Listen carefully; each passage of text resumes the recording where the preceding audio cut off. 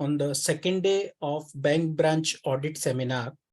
And I, Kirti Joshi, Secretary of CIRC of ICI, welcomes you all on behalf of Central India Regional Council of Institute of Chartered Accountants of India.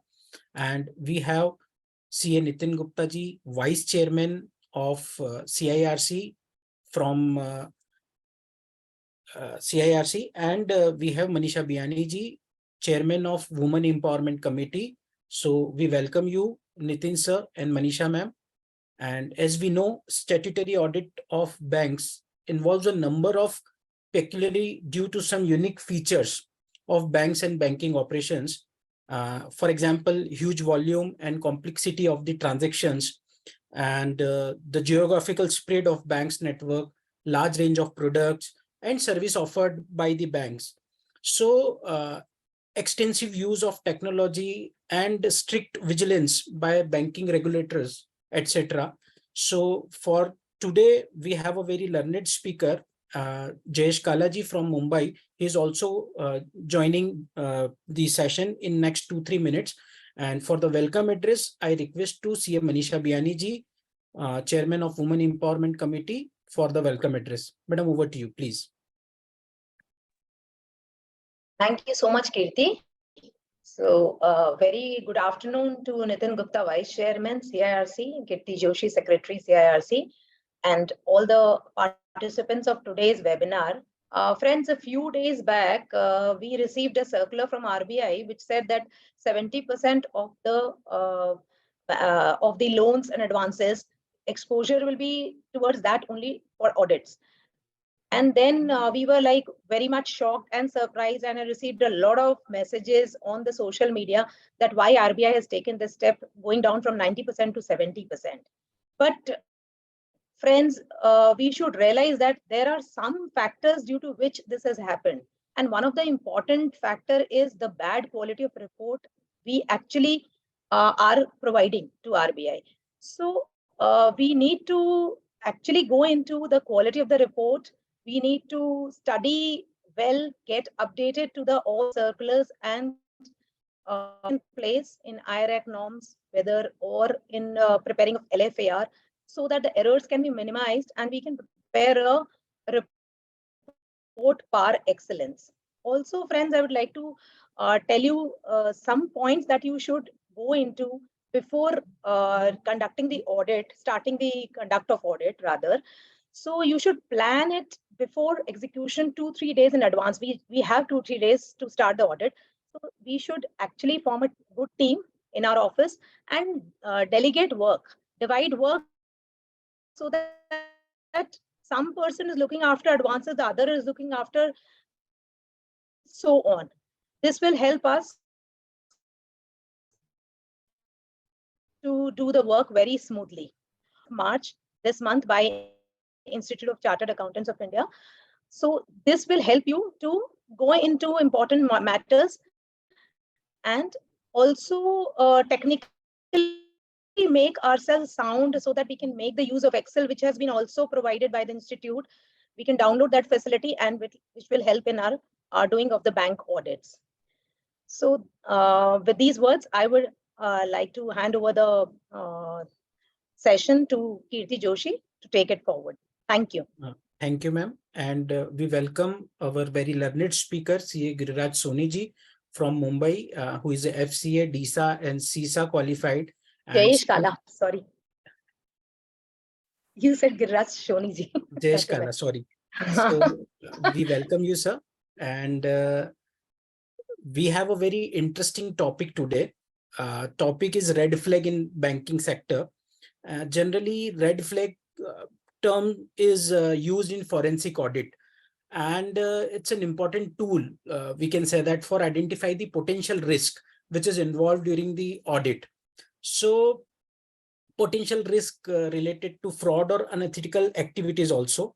So red flag is also used to help us with the identify the fraudulent activities, including looking for unusual spending and entries, and also the loan offered by the banks. So we have a very learned speaker, Jayesh Kalaji, And Jayesh Kalaji has also served as a central statutory auditor for Bank of Baroda, and sir is having a very vast experience in the banking sector. So without taking much time, I request to Jayesh Kalaji for his remark. Before that, I request Nitin Gupta ji for welcome address. Over to you, Nitin ji. Thank you, Kirti ji. A very good afternoon to all of you. Manisha Biyani ji, our Chairman of Women Empowerment Committee, CA Kirti Joshi ji, Secretary, CIRC, and our today's guest speaker, Jayesh Kala ji, and all the participants. I welcome all of you in today's webinar, second day webinar of our session, in which we will discuss about how to identify a red flag account during the audit. Friends, जो हमारा कल का programme था वो भी नयन कोठारी जी ने जो भी LFAR के ऊपर जितनी इंट्रिकेसीज हो सकती हैं, जो पॉइंट्स हो सकते हैं, बहुत ही माइन्यूटली उन्होंने डिस्कस किया। और मुझे लगता है कि आज का सेशन भी बहुत ही हमारे लिए इम्पोर्टेंट है कि रेड फ्लैग अकाउंट को आइडेंटिफाई करना और उसके ऊपर किस तरीके से अकाउंटिंग जिस समय ऑडिट हम अपना बैंक्स में करेंगे उसको आइडेंटिफाई करके किस तरीके से उनका क्या ट्रीटमेंट करना चाहिए। जयेश जी आज हमें उन सब चीजों को क्लियर कराएंगे। मैं ज्यादा समय नहीं लूंगा और क्योंकि हम सभी लोग जयेश काला जी को सुनने के लिए तैयार हैं, तो over to you Kirti ji to put forward the session. Thank you, sir. And without taking much time, I request to Jayesh Kala, sir, for further proceeding. Over to you, sir. Thank you very much, Kirti ji, respected Chairman Kishore Bardia ji, Nitin Gupta ji, Vice Chairman, Kirti ji, Secretary, Manisha Biyani ji, Chairman of Women Empowerment, and other office bearers of CIRC of ICI. At the outset, let me congratulate you for taking this initiative to guide all the members on the bank branch audit at the very peak period, which will further strengthen their hands for the actual practical audit, how it is to be done and what important points has to be taken into consideration while doing audit. I'm sure Nayan Kothari ji must have brilliantly explained LFAR and its intricacies. And tomorrow you have once again a wonderful session on IRAC, and CA Pankaj Tiwari, very, very learned speaker and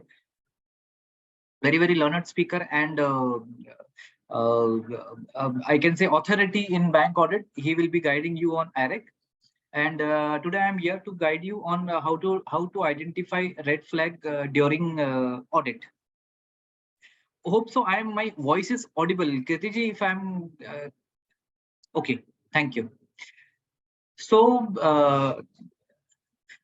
before going into genesis of to identification of red flag audit, जैसे मनीषा जी ने कहा है कि आपको जो team तैयार करनी है, आपको प्रॉपर डेलीगेशन करना है बैंक ऑडिट के लिए, that is utmost important. And believe me friends, bank audit is not so simple, जितनी दिखती है उतनी सिंपल नहीं है। विल डिटेल में अपन समझेंगे थोड़ा सा आगे। बट अगर आपकी टीम फ्रेश रहती है, मतलब इन द सेंस अगर आप कोई फर्स्ट ईयर आर्टिकल को भेजते हो या आप कोई बीकॉम वाले को भेजते हो, तो I believe it will B not justifying the purpose of the audit. Similarly अगर आपने कोई चार्टर्ड अकाउंटेंट को भी भेजा but without the background, for example he is doing the income tax का काम करते हैं वो, आपके पास टीम नहीं है, आपने बोला चलो इनकम टैक्स का काम करते हैं, चलो 10 दिन के लिए अपन उसको स्पेयर करते हैं, एटलीस्ट हेड काउंट दिखेगा एंड चार्टर्ड अकाउंटेंट है फाइनली, तो उसको अपन ने भेज दिया। That will not serve any purpose, because nowadays see it may be your third year, fourth year, fifth year, sixth year for the bank audit, but आप जिनसे डील करने वाले हो, branch audit, branch manager, he is experience of 35 years, 30 years, how to deal with auditors, how to tackle the auditors. They know the pulse of audit and they know the pulse of the auditor sitting over there. आपके साथ वो 5 minute का discussion करेगा and within 5 minutes he will understand what kind of team you have what is your capability, what is the capability of your team. And mind well, जो हमेशा एक जो अगर आप क्रिकेट मैच देखते हो तो क्रिकेट मैच में अगर कोई एक बॉलर बहुत अच्छी गेंदबाजी करता है और एक बॉलर जो लूज गेंदबाजी करता है, तो बैट्समैन हमेशा यही करता है कि जो बॉलर एकदम टफ बॉल करता है उसके ओवर को एकदम अच्छे से खेलते हैं, और बाकी जो लूज बॉल्स होता है उसको मतलब दे टेक इट मतलब पूरी तरह से उसको यूज करते हैं।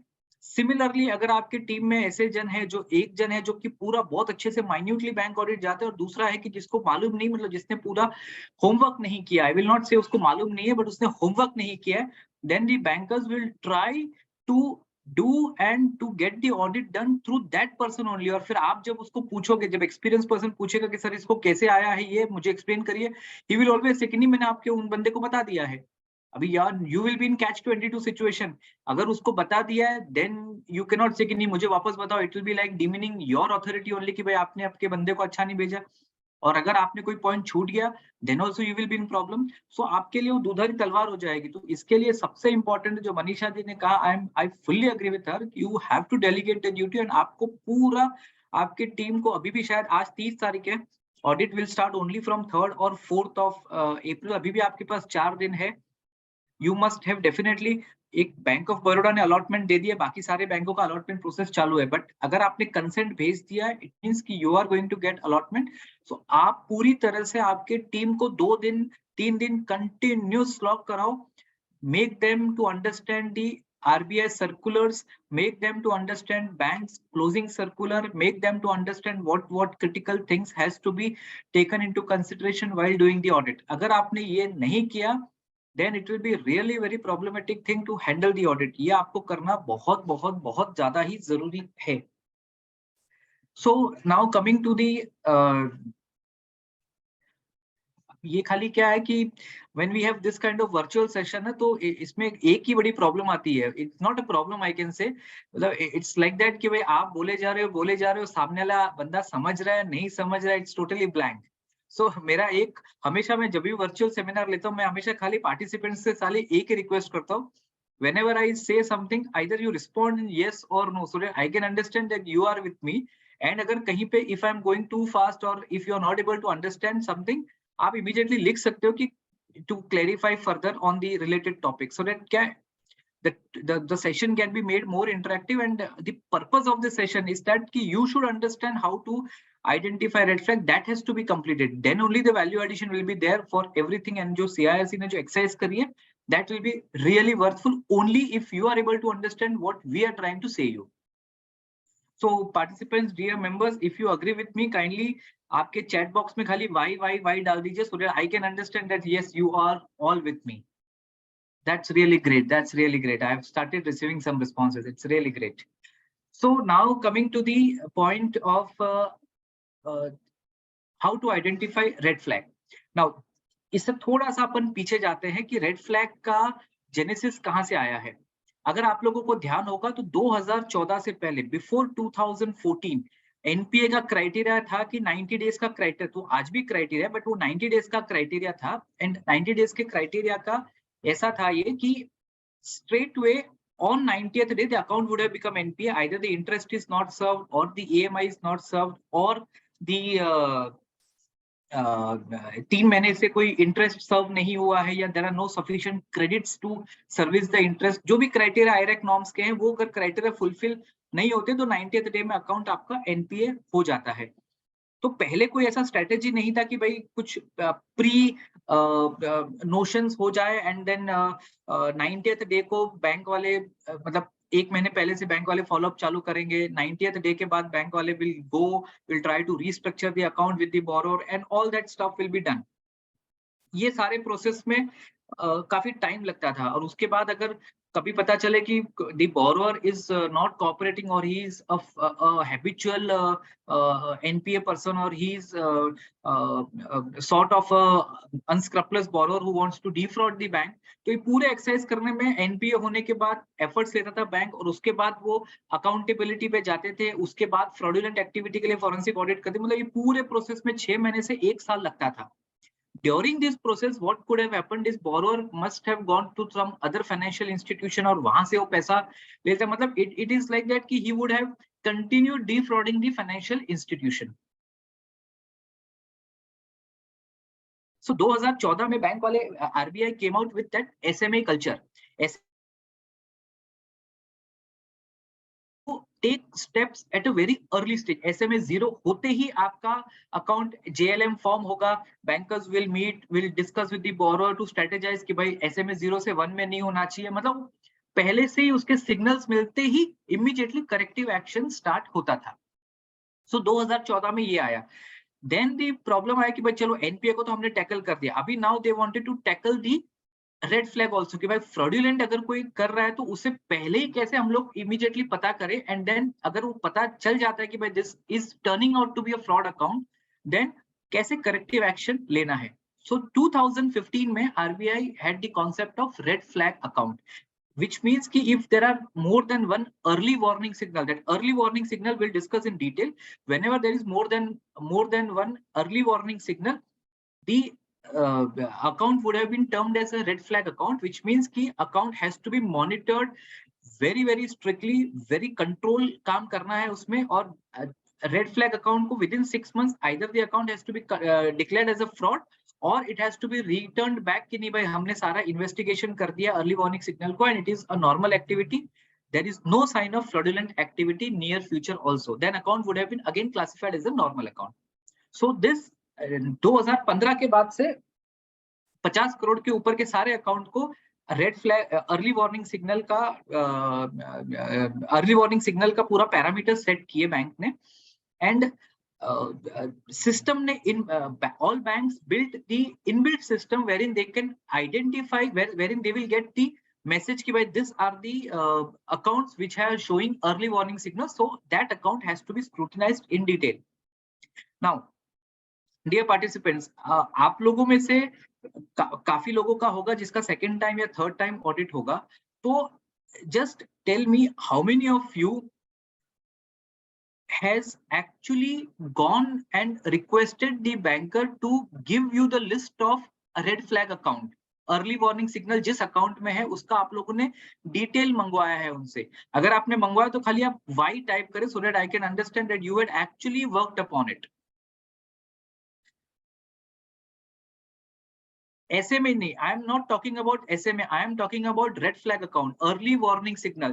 See, every bank has identified certain red flag signal based on the circular which was notified by RBI. उन्होंने पूरे systems में early warning signal का पूरा parameter set किए हैं, और वो parameters because all the accounts are lying at different branches, तो वो सारे ब्रांचेस को ऑटोमेटिक पॉपअप आता है कि भाई this account is showing red flag. For example red flag का अर्ली वार्निंग सिग्नल में इतने सारे पैरामीटर्स आते हैं. फॉर एग्जांपल अगर किसी का चेक बाउंस कंटिन्यूअसली हो रहा है, that is a early warning signal. If the account is constantly overdrawn and it is adjusted on the last day, it is an early warning signal. अगर कोई बहुत बड़ा ट्रांजेक्शन एक साथ हो रहा है तो it is early warning signal. ऐसे बहुत सारे पैरामीटर सेट किए हुए और every branch gets the report through that system. अपन लोगों when we are going for audit we should ask them कि भाई आपका रेड अर्ली वार्निंग सिग्नल के जो पैरामीटर्स है जिससे आइडेंटिफाई हुए कुछ अकाउंट्स वो आप हमको डिटेल दो, so that we can also check in detail whether how that early warning signal has been tackled by the branch. But we are going to discuss much more than the system generated MIS of that early warning signal. So coming to the point, early warning signal can be identified by the branch at various stages. First stage आता है when the borrower gives the proposal to the bank और bank उसको process करता है. Process करते के मतलब जब सैंक्शन हुआ नहीं, it is a pre sanction thing. जब प्रोसेस करता है उस टाइम पे उस सारे पैरामीटर्स देखता है, whether the return income tax return 2 years return has been filed on the same date और within a gap of 2-3 months. turnover, whether there is an exorbitant rise in turnover. For example, 2021 का turnover उसका let's say was 10 crores. 2022 में he is anticipating his turnover will be 20 crores. So it is a 100% jump in the turnover. Maybe he is showing that for the purpose of getting the limit or not. So this all are early warning signal which normally banks envisages at the time when जब sanction करता है सारे parameters को set करता है, explanation लेता है borrowers, and if they are satisfied then they proceed further.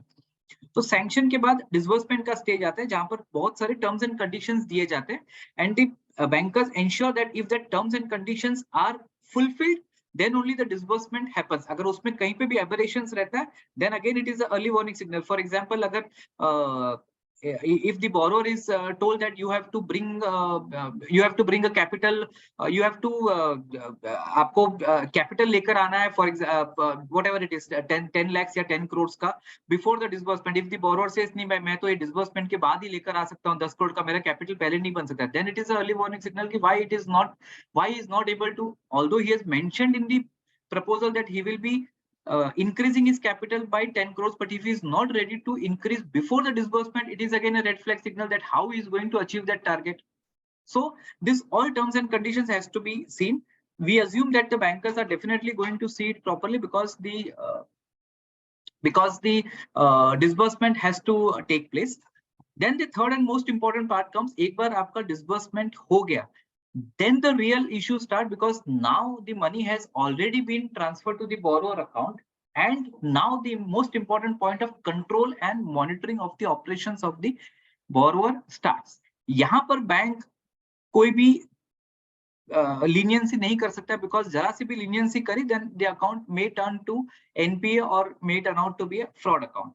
So अपना रोल जो आता है, सैंक्शन के टाइम पे अपन ने देख लिया, सैंक्शन टर्म्स एंड कंडीशंस देख लिया, डिसबर्समेंट के टर्म्स एंड कंडीशंस देख लिया. Now our real role starts of the monitoring the account, whether the monitoring has been properly done और नॉट, एंड अकाउंट से by seeing the operations in the account, how we can judge sitting at the branch for 7 or 8 days, how we can judge that there is an early warning signal which the system has not been able to grasp it. And this exercise is very important for the simple reason कि God forbids अगर आपके audit के बाद within a period of 6 months 9 months जब तक दूसरा audit नहीं होता है और अगर कोई अकाउंट NPA हो गया and it turned out to be a fraud account, तो आज का जो नॉर्मल कल्चर चल रहा है ना, बोरोर जो पैसा लेके गया उसकी इंक्वायरी बाद में होती है, जिस बैंक ने जिस ब्रांच ने पैसा दिया उसके बाद उसको बाद में पूछा जाता है. सबसे पहला क्वेश्चन आएगा to us as an auditor कि भाई आप लोग ने तो ऑडिट किया था, आपका तो काम था वेरिफिकेशन करने का, why have you not been able to identify कि there was some fraudulent activity which was going on. This will land up you in problem. And mind well, अगर ये केस कभी EOW CBI चला गया ना, तो वहां पर जो जिस तरीके से इंक्वायरी होती है, मतलब should not say, but then this is a closed forum of all are our chartered accountant brothers and sisters. मतलब ऐसा इंक्वायरी होती है जैसे चोरी अपन ने करी है. I'm sorry to use this words, but literally it is like that. Investigation is ऐसा होता है कि भाई investigation अपने पे हो रहा है, rather than borrower or the banker, we are unnecessarily made the scapegoat. So it becomes very, very, very important that during the audit period, जब आप audit कर रहे हो तो उस time पे आपका eyes and ears should be open. You should be able to analyze properly the transactions in the account so that there is no problem which you will face at a later date, even if the account turns out to be NPA, because you are in a position to say कि नहीं भाई, I have told that there are early warning signals. Now it is on the bank to take further action. If till this stage I am very clear, kindly type yes, why, so that मुझे पता चले कि भाई we are all going together. Thank you, friends. I am receiving the thank you very much. So now coming to the point, अपन अभी see this identification of red flag. This is a topic which is not schematic. मतलब आपका advances verification हो गया, LFAR हो गया, आपका IRAC हो गया, ये क्या सारे सिस्टमेटिक है, सिस्टमिक है. मतलब आपके RBI के circulars and you have to go through that circulars and you have to implement whether circulars have been implemented और नॉट. बट ये वाला जो अपन टॉपिक ले रहे हैं ना, I will really appreciate CIRC that to keep such topic which is a very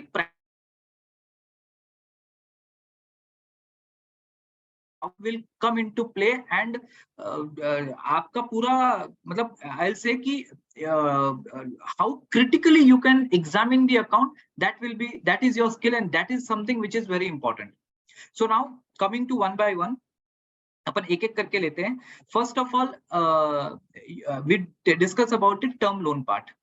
Term loan में what is normally being during the year, अगर आपका कोई term loan disbursement हुआ है, तो normally as a chartered accountant, as an auditor, what we are going to see is that कि suppose it is for the purpose of machinery, अगर कोई term loan disburse हुआ है, तो अपन क्या देखेंगे सबसे पहले कि भाई sanction बराबर हुआ है कि नहीं हुआ है, sanction करके disbursement terms and conditions वो बराबर हुई है कि नहीं, सारे terms and conditions fulfill हुए, and then the amount has been disbursed, and we'll see that amount is disbursed normally to the vendor so that वो circle complete होता है. एंड डॉक्यूमेंटेशन पार्ट में अपन देखेंगे कि सारा प्रोफॉर्मा इनवॉइस, मतलब at the time of proposal borrower proforma invoice देगा, फिर प्रोफॉर्मा इनवॉइस के बेसिस पे जब पैसा एक्चुअल में डिसबर्स हो जाएगा उस टाइम पे वो फाइनल बिल अपने को फाइनल इनवॉइस लाके देगा. This is a normal process which we follow. और अपन क्या करते हैं normally, term loan is a very vanilla advances for us, because उसमें ज्यादा देखने के लिए कुछ रहता नहीं है. अगर डिसबर्समेंट हो चुका है तो वी ओनली सी कि भाई ड्यूरिंग दी 12 महीने का ईएमआई आया है कि नहीं, अगर आया है तो अपन टिक लगाते हैं कि भाई अकाउंट इज प्रॉपर. और डिसबर्समेंट के टाइम पे अपन अपनी चेकलिस्ट देते हैं कि भाई प्रोफॉर्मा इनवॉइस है, यस, सैंक्शन लेटर है कि नहीं, यस, एक्सेप्टेंस है कि नहीं, यस, फाइनल बिल आया कि नहीं, यस, डिसबर्समेंट वेंडर को गया है कि नहीं, यस. अगर ये सब में यस यस आया and we are through. But यहाँ पर क्या चाहता है, in one of the case what we have observed is that there was a proforma invoice in the name of ABC and company. वो ABC and company का proforma invoice के basis पे सारा sanction हो गया.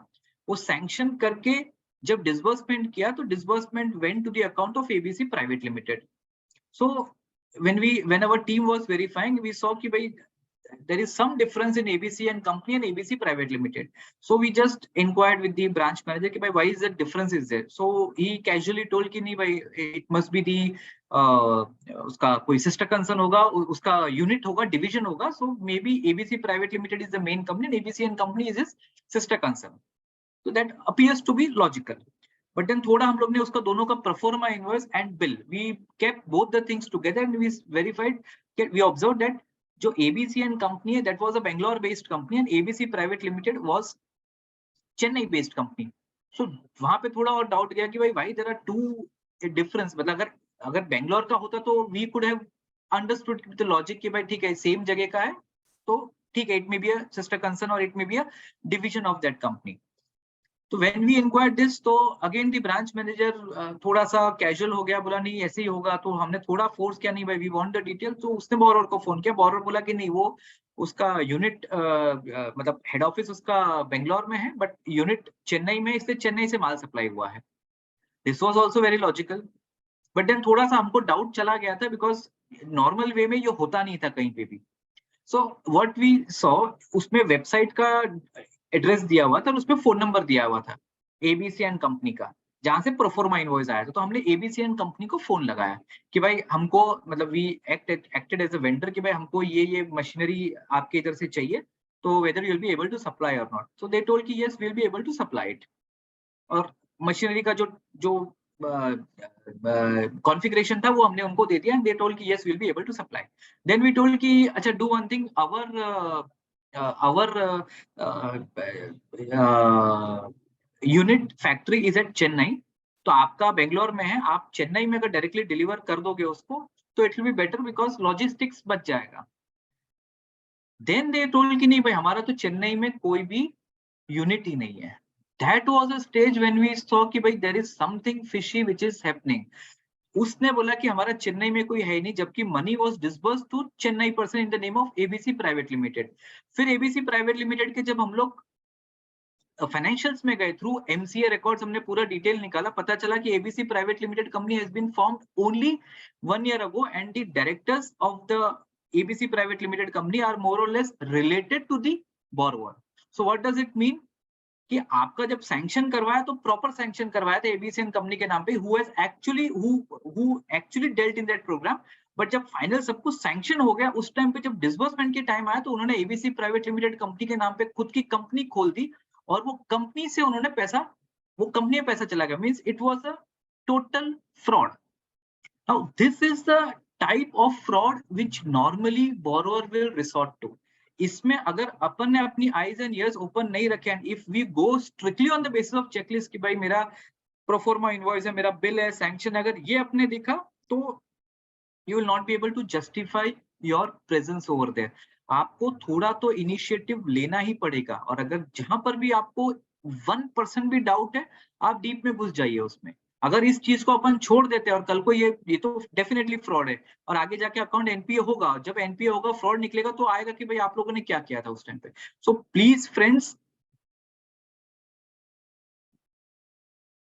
the pro forma, yes, Mr. Mittal, I would just say pro forma invoice was actually of the Bangalore company, which was the actual company, and the final invoice which has come, it was from Chennai company, ABC Private Limited company, जिसको पैसा actually में disburse हुआ था. So this kind of problems might come जहां पर आपको vigilant रहना बहुत जरूरी है. This all are, मतलब this started with one difference, and then the entire chapter opened out. Then there are other issues which could have been which could be there. For example, a takeover proposal. आपका कोई bank, suppose a term loan is there, and the term loan is how would we identify if the pro forma and final invoice is of same company? See, if all the details are same, ABC and company, if all the details are same, you can easily identify that the pro forma invoice and the final invoice is of the same party. But वहां पर भी it is possible कि शुरू से आदमी fraud कर रहा हो. See, यहाँ पर तो एक step में आगे जाके कर रहा है. It is possible. I am replying to the question raised by Mr. Mittal कि it is possible कि शुरू से अगर see कुछ बैंक में आज भी ब्रांच मैनेजर के पास पावर रहता है, and if there is any collision between the branch manager and the borrower, the system can be bypassed easily. तो as an auditor, आप जब टर्म लोन का वेरिफिकेशन कर रहे हो, तो it is possible that जो ABC and कंपनी जो प्रोफॉर्मा इनवॉइस दिया, that proforma invoice itself is not proper. तो आपको ये देखना पड़ेगा कि प्रोफॉर्मा इनवॉइस जिधर से आ रहा है या फाइनल इनवॉइस जिधर से आ रहा है, उसकी कोई वेबसाइट है कि नहीं, उसका फोन नंबर है कि नहीं, ईमेल आईडी है कि नहीं, एंड वेबसाइट पे जाके थोड़ा सा इन्वेस्टिगेट कर लो कि वो वेबसाइट में सारा डिटेल है कि नहीं है. क्योंकि एज एन ऑडिटर आप उतना ही कर सकते हो, नहीं तो आपको जाना पड़ेगा, which is not मतलब you will not have that much of time to respond over there. थोड़ा सा इन्वेस्टिगेट कर लो, फोन करके पूछ लो. अगर थोड़ा बहुत इन्वेस्टिगेट कर लो, फोन कर लो, it will hardly take 10 minutes 20 minutes, but उससे आपका कॉन्फिडेंस लेवल आ जाएगा कि you are on the right track. So then I was discussing about कि कोई प्रपोजल, जैसे एक प्रपोजल को टेक ओवर किया था बैंक ने. So take over borrower was in the name of let's say XYZ Private Limited.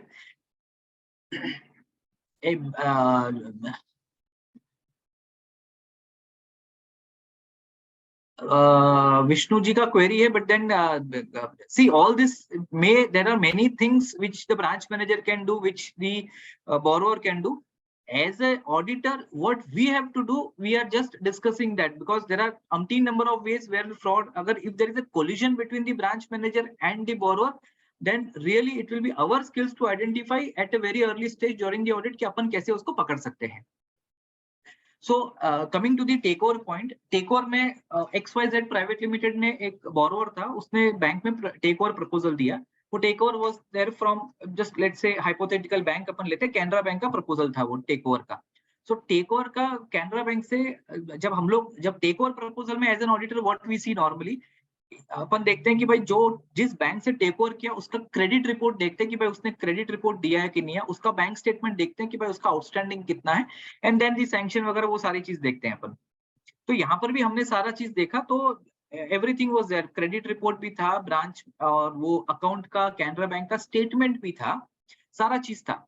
But एक जगह पे जहां पर जो कंपनी का नाम आता है, जैसे XYZ प्राइवेट लिमिटेड का नाम आता है, वहां पर वी जस्ट फाउंड कि देयर इज सम ब्लैकिश, मतलब जेरोक्स निकाल तो कुछ ब्लैकिश आ रहा था उसमें. तो थोड़ा सा हमारा डाउट किया कि भाई ब्लैकिश क्यों आ रहा है, because it is possible that वो शायद जेरोक्स मशीन खराब होगी, बट वो खाली ऊपर ही ब्लैकिश आ रहा था, बाकी सब नीचे एकदम प्रॉपर था. तो वी हैड सम डाउट. तो हम बैंक वाले को पूछा कि भाई व्हाई दिस इज है, हमको you please give us the original document for this. तो पहले तो उससे ढूंढा, फिर बोला कि sir we don't have the original part. So then we thought we asked him कि भाई this credit report what you had requested from Canara Bank, whether you have directly sent the letter to Canara Bank or it was given to the borrower and through borrower it went to Canara Bank. वो बोले कि साहब जल्दी थी, हमारा sanction हो गया था, इसलिए हमने बोरोर को दे दिया था पूरा सील्ड एनवेलप में, और बोरोर को बोला था कि आप कैनरा बैंक में दे देना, और फिर कैनरा बैंक से हमको लेटर आ गया था. तो यहाँ पर हमारा थोड़ा सा डाउट और इंक्रीज हुआ कि भाई if the borrower is playing mischief then how to identify it.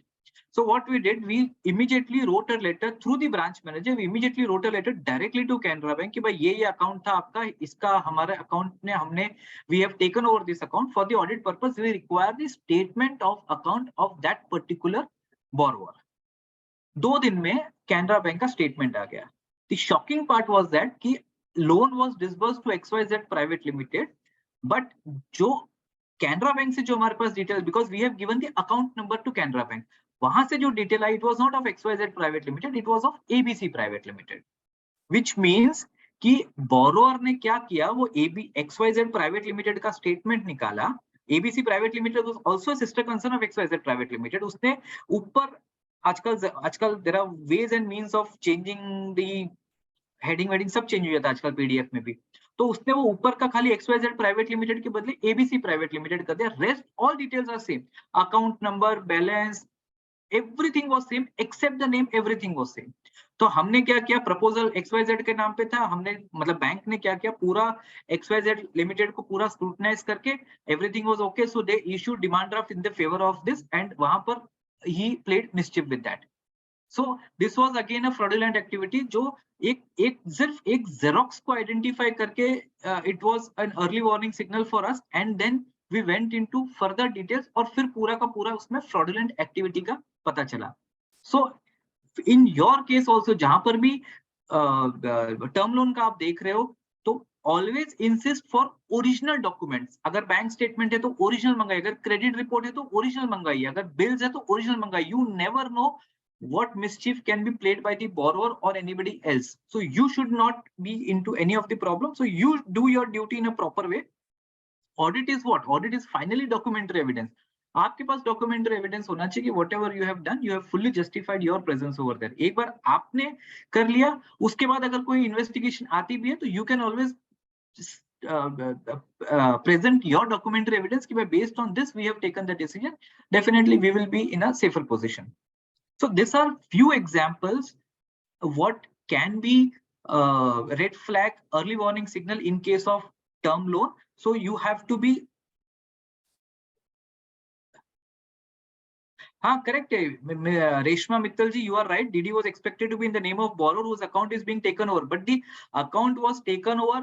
जो borrower ने जो detail दिया था वो पूरा का पूरा उन्होंने XYZ प्राइवेट लिमिटेड का ही दिया था, और XYZ प्राइवेट लिमिटेड का ही पूरा का पूरा टेक ओवर हुआ है.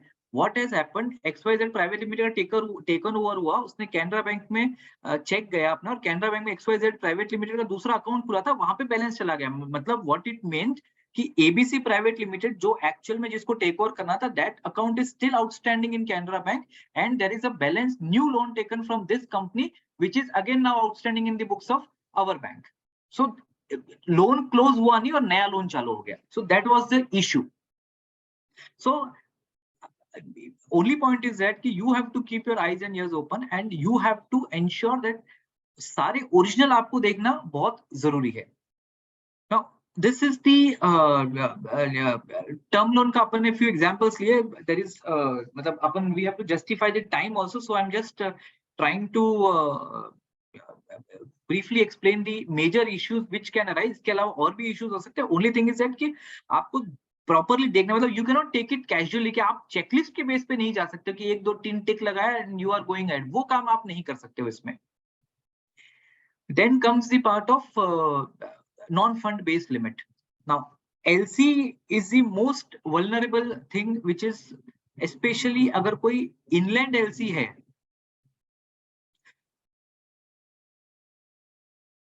गिरीश मित्तल जी, yes, your query is really very good that original documents are sometimes with CPPC. So see, we have been central auditors for Bank of Baroda, and ये query हमने भी raise करी थी because we have received many such queries from the branch auditors, and इसमें एक ही instruction जो सारे CPPC को भी दिया जाता है कि भाई अगर if any of the branch auditor is asking for any of the original document, then two things can happen. Either the original document has to be given to the branch so the auditor can verify it, or a suitable date can be taken so auditor can go to the central processing cell and verify the original document. But in no way you can absolve your responsibility कि नहीं भाई original document CPP central processing cell के पास है इसलिए हमने देखा नहीं. You cannot do that. आपको you should request to the branch manager कि मेरे को इसका original verification करना है and give it in writing. You अगर branch manager मना करता है तो you take it in writing कि भाई it is not under our purview so that your documents are proper कि कल को कोई बोल नहीं सकता आपको कि भाई ये आपने check नहीं किया है. So अगर branch manager मंगवा देता है then check it the branch, or if he is telling to go to the central processing cell you go to the central processing cell, but your duty is to verify the original documents. You cannot absolve yourself कि भाई हमारे पास documents नहीं थे. So now coming to the question of the LC part, LC में how many of you believe that LC, especially inland LCs, are most vulnerable to fraud? अगर आप लोग accept करते हो तो kindly say, I kindly type why so that we are again at the common platform.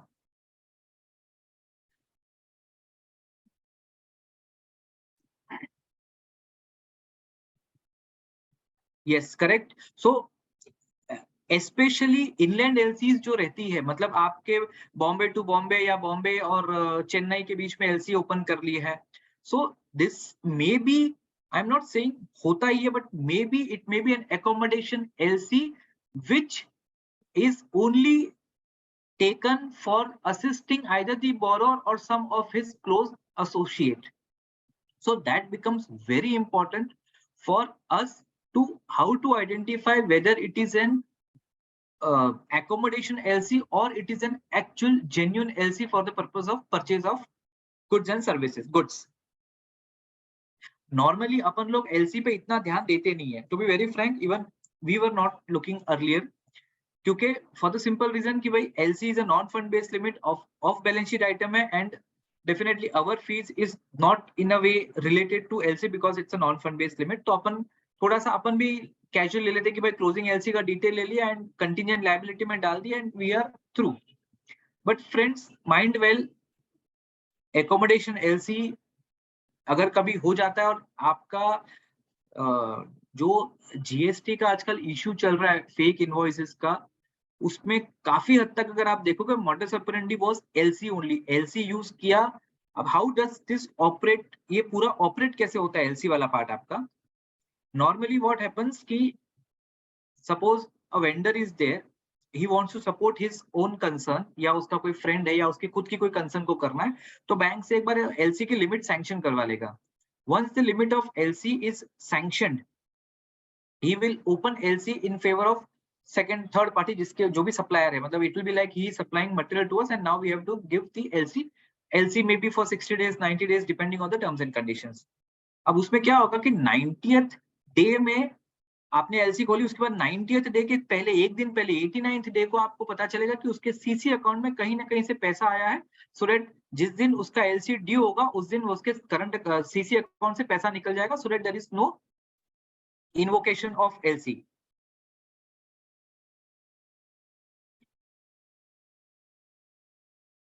Arunji will come to that question. Basically, that is something different question. So LC के लिए once the LC is once the LC का अपन ने issue किया, if it is a 90 days LC, तो you will find कि वो borrower जिसने LC open करवाई है उसके अकाउंट में कहीं ना कहीं से पैसा आएगा एंड 90th डे को पैसा उसको सप्लायर को ट्रांसफर हो जाएगा, so that there is no delinquency of LC. Now the most important part is that कि अगर आपको इसमें अर्ली वार्निंग सिग्नल पता करना है कि भाई LC का ट्रांजेक्शन फेक है कि जेन्युइन है, मोस्ट इंपॉर्टेंट इज दैट कि आप लोगों को जो LC का जिस दिन ड्यू होता है, सपोज 90 डेज की LC, 90th डे को LC ड्यू होना, तो उसके आप एक दिन का पहले का बैंक स्टेटमेंट वेरीफाई करिए और पैसा कहां से आ रहा है, You just try to find out the genesis of that, ki from where the money is coming.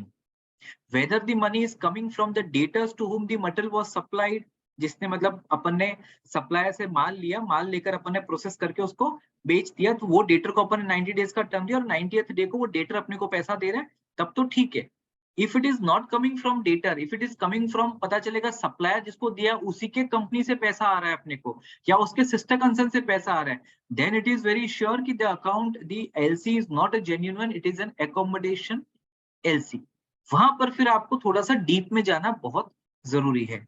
So LC का सबसे important part to find out is there any early warning signal or not, you just find out from where the money has come to repay the LC part.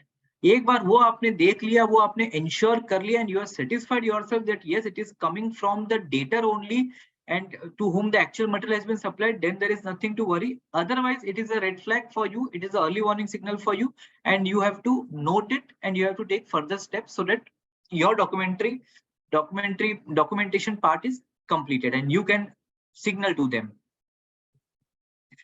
हाँ, your question Utkarsh ji, it's in case it is an accommodation LC, then वो मैं बाद में आता हूँ कि ऐसे सब अपने को जब early warning signal मिलते हैं, तो as an auditor what should we do so that we are safeguarding ourselves and we justify our audit. वो मैं एक साथ बताऊंगा because it is common for every point.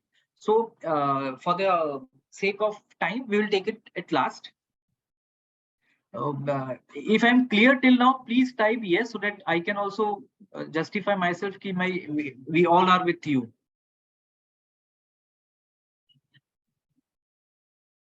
Fine, sir. Thank you very much. So now coming to the most important part is the working capital. Working आपके advance, आपके branch में सबसे ज्यादा अकाउंट, सबसे ज्यादा एडवांसेस होंगे वो डेफिनेटली वर्किंग कैपिटल के होंगे, unless and until it is a specialised branch like personal loan branch होगी जहां पर खाली housing loan, term loan, car loan, personal loan disburse होते होंगे. Otherwise majority of the branch will have cash credit in their portfolio. Now most important part, आप लोग cash credit account में क्या देखेंगे so that you can identify कि there is a early warning signal in those account. Upon normally क्या देखते हैं cash credit में? what we see normally is we see that there is a stock statement which is submitted by the borrower. stock statement के हिसाब से DP पूरा set हो रहा है, अकाउंट में ऑपरेशन है, and yes we are satisfied. Turnover upon normally credit summation के लिए पूछेंगे भाई क्रेडिट समेशन कितना है, अगर 5 करोड़ की लिमिट है उसकी. Fayaz ji, we'll just discuss this point. Is there a specific reporting requirement of red flag accounts in annual report? We'll just discuss with that. I was on the point कि आपका जब cash credit का when you are seeing, अपन लोग what as an auditor we normally what see कि भाई अपन लोग देखते हैं कि भाई अकाउंट में प्रॉपर क्रेडिट समेशन है कि नहीं है. We go with the credit summation part. For example, if the limit is 5 crores का सीसी है, तो अपन थंब रूल के हिसाब से 20% क्राइटेरिया के हिसाब से जाएंगे कि भाई उनका 25 करोड़ का टोटल टर्नओवर होना चाहिए. 25 करोड़ का टर्नओवर का मतलब हो गया कि every month there is should be रफली क्रेडिट ऑफ अराउंड 2 और 2.5 करोड़ का टर्नओवर रफली क्रेडिट आना चाहिए. विच मीन्स कि अगर मैं क्रेडिट समेशन का निकालता हूँ और क्रेडिट समेशन मुझे दिखता है कि हर महीने का 2 करोड़ टोटल ओवरऑल ईयर में पूरा 20-22 करोड़ का टर्नओवर है, देन वी आर सेटिस्फाइड कि नहीं यार क्रेडिट समेशन भी प्रॉपर है एंड स्टॉक स्टेटमेंट भी टाइम पे दे रहा है and everything is okay, so we are satisfied. We generally मतलब prima facie we satisfy ourselves कि नहीं everything is okay and there is no issue. But unless and until, my dear friends, you go into the actual transactions of the account, तब तक आपको समझ में नहीं, by seeing only certain parameters कि भाई स्टॉक स्टेटमेंट आया है कि नहीं आया है, क्रेडिट समेशन प्रॉपर है कि नहीं है, only by seeing those things you will not be able to identify whether there are any early warning signal in the account or not. Now coming to the how to identify it. Stock statement की अपन बात करते हैं सबसे, क्योंकि अपने पास जो हथियार रहता है मतलब स्टॉक वर्किंग कैपिटल अगर अपन ऑडिट करेंगे तो सबसे important tool what we have is a stock statement. Stock statement में वो पूरा डिटेल देता है कि what are the debtors, what are the stock, what is the creditor and finally at the end of the day एडलेस करने के बाद जो डीपी आएगा उसका मार्जिन निकालेंगे. मार्जिन के बाद अगर balance if the DP is more than the outstanding limit we are satisfied कि भाई that account is not overdrawn. Stock statement में अनलेस एंड अनटिल आप लोग अगर वो स्टॉक स्टेटमेंट को पूरी तरह से एनालिसिस नहीं करते हो, till that time you will never know if there is any sort of manipulation done in the stock statement. Now we'll discuss it how we can analyze it. Stock statement को अपन isolated way में अगर देखते हैं तो every time every month का अपन stock statement लेंगे, उसमें Abhishek ji, if you are saying कि 90% of the account stock statement do not contain detail of debtors and creditors, then it is not correct because it is a normal practice. Bank gives the format for the stock statement which gives you detail of the stock का भी detail आता है, opening stock कितना था, value कितना था, उसका quantity कितना था, closing issues कितना था, receipts कितना था, closing stock कितना था. Similarly, debtors, opening, रिसीट वगैरह वो सारा आता है, डेटर्स का क्लोजिंग बैलेंस तो आता ही आता है. अगर वो नहीं आता है then there is a serious flaw in the that particular branch, because without debtors and creditors का डिटेल के आप लोग उसको डीपी दे ही नहीं सकते. तो अगर वो चीज है तो it is itself is an early warning signal for you. So coming again to the topic, अगर आप लोग आइसोलेटेड वे में स्टॉक स्टेटमेंट देखते हो 6 महीने का, सपोज अपन ने देख लिया, you should normally see analyse the last 6 months stock statement को आपको एनालिस करना बहुत जरूरी है. और उसको अगर आपने आइसोलेटेड वे में देखा तो आप कुछ नहीं समझ पाओगे. Normally what you should do is you should plot the data. Excel में आपको पूरा एक चार्ट बनाना चाहिए, लास्ट 6 महीने का स्टॉक का कितना, what is the opening stock, what is the receipt during month on month, what are the issues on month, what is the closing stock, what is the sales which has been declared in her stock statement में sales during the month देते हैं, purchase during the month देते हैं, debtors देते हैं, creditors देते हैं. वो सारा डेटा, पूरा डेटा एक्सेल में प्रॉपरली प्लॉट कर लो आप. वो जब आप प्लॉट करोगे तो आपको एक क्लैरिटी पूरी आएगी. कहीं कहीं पे आपको आइडेंटिफाई होगा कि भाई जो स्टॉक्स दिए हैं, some of the stocks are such where there is no movement in last 6 months. If such is the case, then definitely that stock is an obsolete stock and you cannot take into consideration for the purpose of drawing power. अगर आप इसको isolated way में देखोगे तो पता नहीं कर पाओगे. एक साथ अगर आपने 6 महीने का देखा तभी आप पता कर पाओगे कि yes, there is some problem in that particular stock and you should delete those stocks from your drawing power. Then comes आज की तारीख में bankers are not using any software for the purpose of stock statement. What I mean to say is that कि मैंने आज मतलब as a borrower, if some borrower is giving the stock statement to the bank for the month of January, तो वो January का stock statement ideally should be based for February stock statement, which means कि अगर मैंने January में कुछ closing stock बताया, stock का, debtors का, creditors का, तो it should be under any stretch of imagination, it should become opening stock for the month of February. But since there is no such software, तो क्या होता है कि भाई जनवरी का स्टॉक स्टेटमेंट दे दिया, फरवरी का दे दिया, बेचारा banker, the branch manager, he itself is lot of pressure for all the type of things. तो खाली वो क्लोजिंग स्टॉक देखता है, closing stock, closing debtors, creditors देख लिया, उसको देखा, उसमें मार्जिन निकाला और वो देख लिया कि भाई मेरा डीपी बैठ रहा है कि नहीं बैठ रहा है. Friends, believe me, we have seen such cases जहां पर बोरोवर ने डिटेल दिया था स्टॉक का, closing stock was let's say 50,000 quantity, जब ओपनिंग स्टॉक आया तो ओपनिंग स्टॉक में 1,50,000 क्वांटिटी आ रहा था. मतलब जनवरी का closing stock was not matching with फरवरी opening stock. When we inquired this with branch manager, he was totally unaware of this. उसने बोरोवर के पास लेकर गया, बोरोवर बोलता है गलती से आ गया. गलती से आ गया क्या मतलब क्या हो गया कि गलती से इतना बड़ा स्टॉक का मूवमेंट आ गया which affected the entire DP of the borrower. So this you will never be able to identify and even branch cannot identify because there is no such software जहां पर आपका एक डेटा आपने डाल दिया कि भाई ये डेटा आपने डाला हुआ, अगले बार वही डेटा को कैरी फॉरवर्ड करके सारा ओपनिंग स्टॉक बनेगा and you have to fill only the new data. मतलब ड्यूरिंग द मंथ का आपको ट्रांजैक्शन देना है, वो डेटा है नहीं, इसके लिए अपनी एक्सरसाइज बढ़ जाती है. So unless and until you actually plot those datas in the excel chart, तब तक आपका एनालिसिस नहीं हो पाएगा. And it is chances are there कि कहीं ना कहीं पे अर्ली वार्निंग सिग्नल अपने से छूट जाएगा. Then there may be cases, जैसे in many of the cases I can say, जहां पर स्पेशली जहां पर एसएमई बोरोवर रहते हैं, पवन जी, ये रिपोर्टिंग मैं आपको बताऊंगा कैसे करना है, वो मैं लास्ट पे लूंगा because reporting is common for all the early warning signal which we will identify. So now अपन आगे चलते हैं. इफ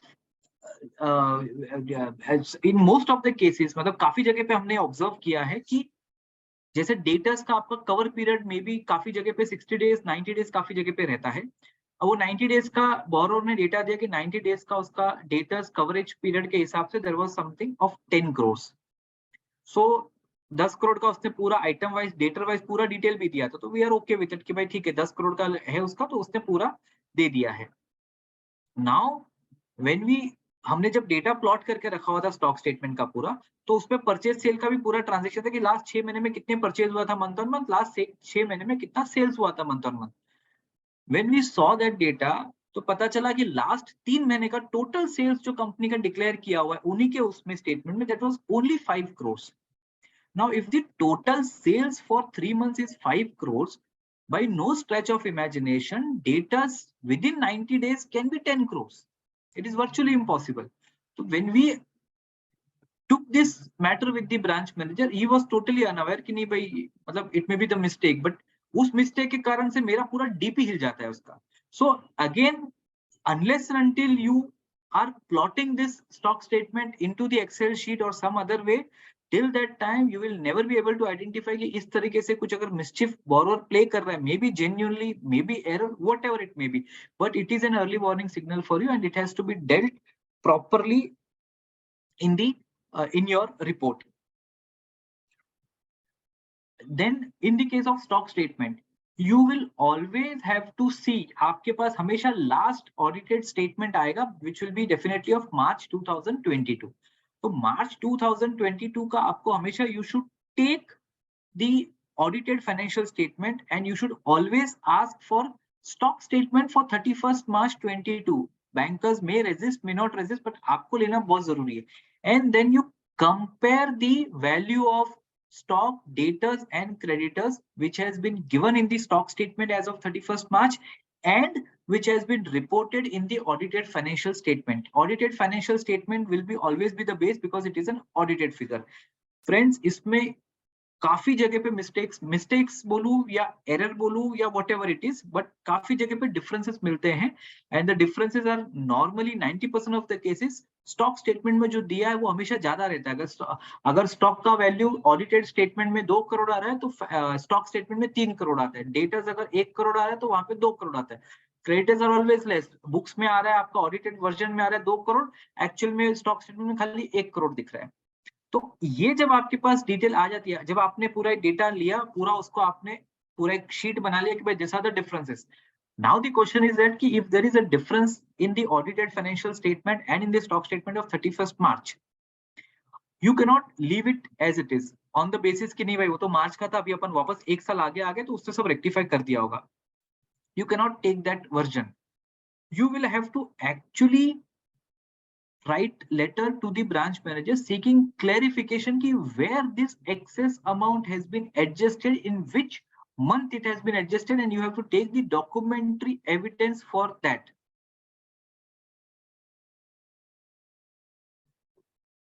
विष्णु जी, आपका जो क्वेरीज है ना, मार्जिन इज परमिसिबल, नॉर्मली 5% का variation is okay because it may be due to the audit query, but if it is more than 5%, 10%, 20%, then it is not acceptable. Girish ji, I am coming to your question only. So the question is कि अगर कोई ऐसा difference मिलता है अपने को which is more than 5% acceptable limit, then your job is that कि you have to ensure yourself that how that difference has been adjusted in the stock statement which the borrower is submitting on month basis.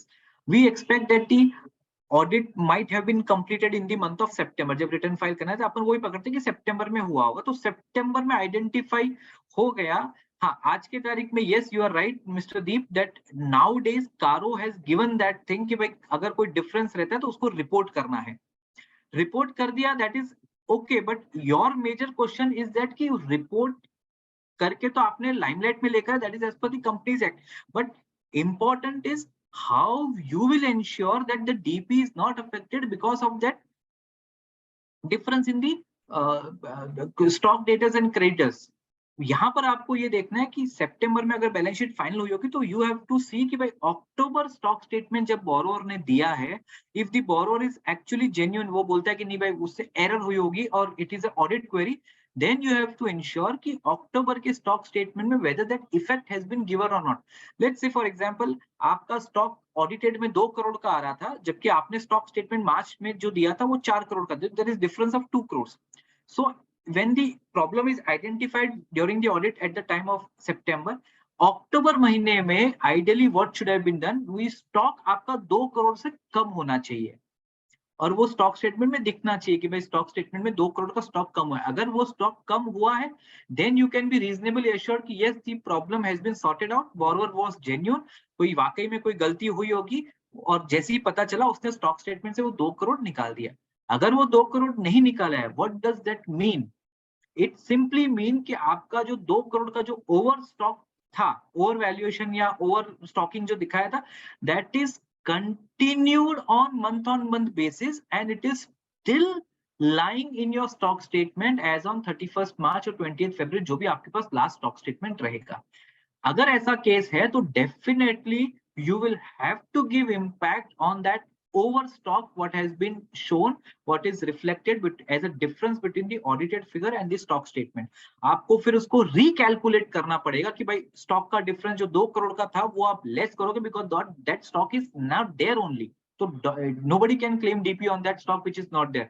उसको आप कम करो। अगर similarly अगर कोई debtors में difference आ रहा है, क्रेडिटर्स में डिफरेंस आ रहा है, and if the borrower is not adjusted in the stock statement for subsequent month, then उसको भी आप adjust करिए and then you take out your DP की वो उसको लेस करने के बाद DP कितना आता है, लास्ट 3 महीने का DP निकालिए। अगर लास्ट 3 महीने का DP is continuously less than the outstanding amount, then the account is definitely a red flag, is an NPA account, because if 90 days के ऊपर अगर constantly आपका ओवर ड्रॉइंग्स है then it is an NPA account.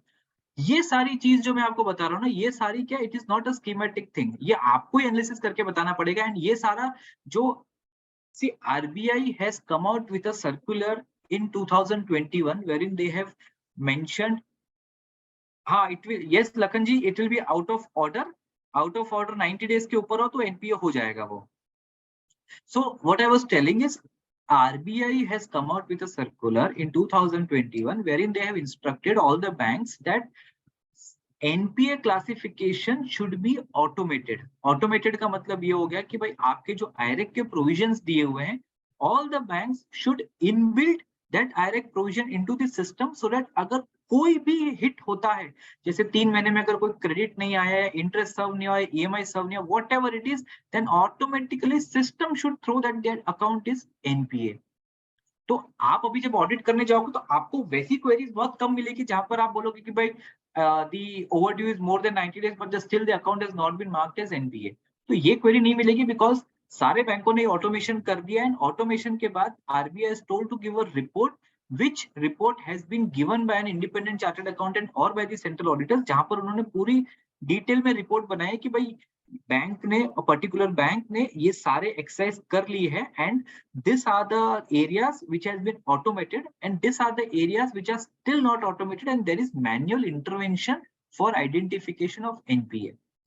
आप लोगों को एक काम करना है, सारे जन को, जो भी बैंक आप लोगों को मिला है, जब आप लोग इनिशियल रिक्वायरमेंट लिस्ट देते हैं उसमें आप हमेशा एक पॉइंट ऐड कर दीजिए, give us the automation NPA automation certificate which has been provided to RBI. अगर आपको वो मिल जाता है, उसमें डिटेल में दिया होगा आपको कि what are the IRAC provisions which has been automated and what are the IRAC provisions which are still requiring manual intervention for identification of NPA. अगर वो मिल जाता है आपको तो आपका थोड़ा सा लोड कम हो जाएगा because you can rely कि भाई जो schematic things है, जो IRAC का जो उसने रिपोर्ट में दिया है, अगर आप उसको डीप में नहीं भी जाओगे then also you can reasonably assure yourself कि yes system is classifying this account as NPA and you don't have to do much in that.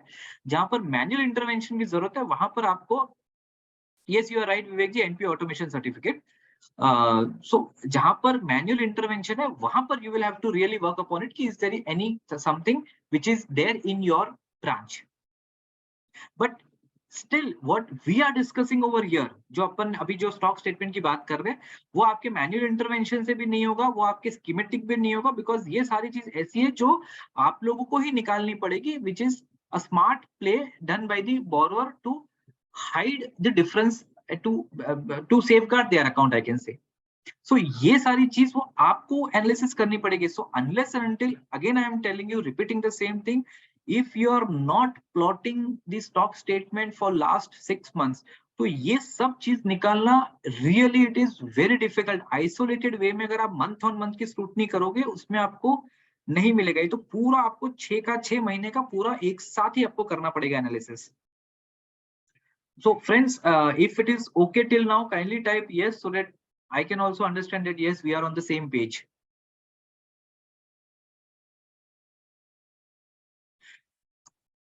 Fine, sir. Thank you very much. We can go ahead with it. Now, coming to stock statement में जो adjustment करने रहते हैं, हाँ ऋषभ जी, I will take this point of agriculture branch also.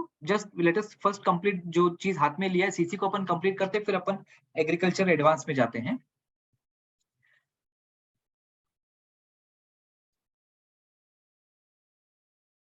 Abhishek ji, I am just coming to this point, GST return को अपन कितना सही मान सकते हैं। We are just another 5 minutes we'll be discussing that point only. So now coming to what are the adjustments which are required from the stock statement, which borrower generally doesn't do in their stock statement. आप लोगों को 31st मार्च का जो भी latest audited available balance sheet रहेगी, definitely of 31st मार्च 22 का रहना चाहिए आपके पास। उसमें आप देखिए कि आपके बैलेंस शीट में कहीं पे भी एडवांस फ्रॉम डेटर्स आ रहा है कि नहीं आ रहा है। If there is advance from debtors,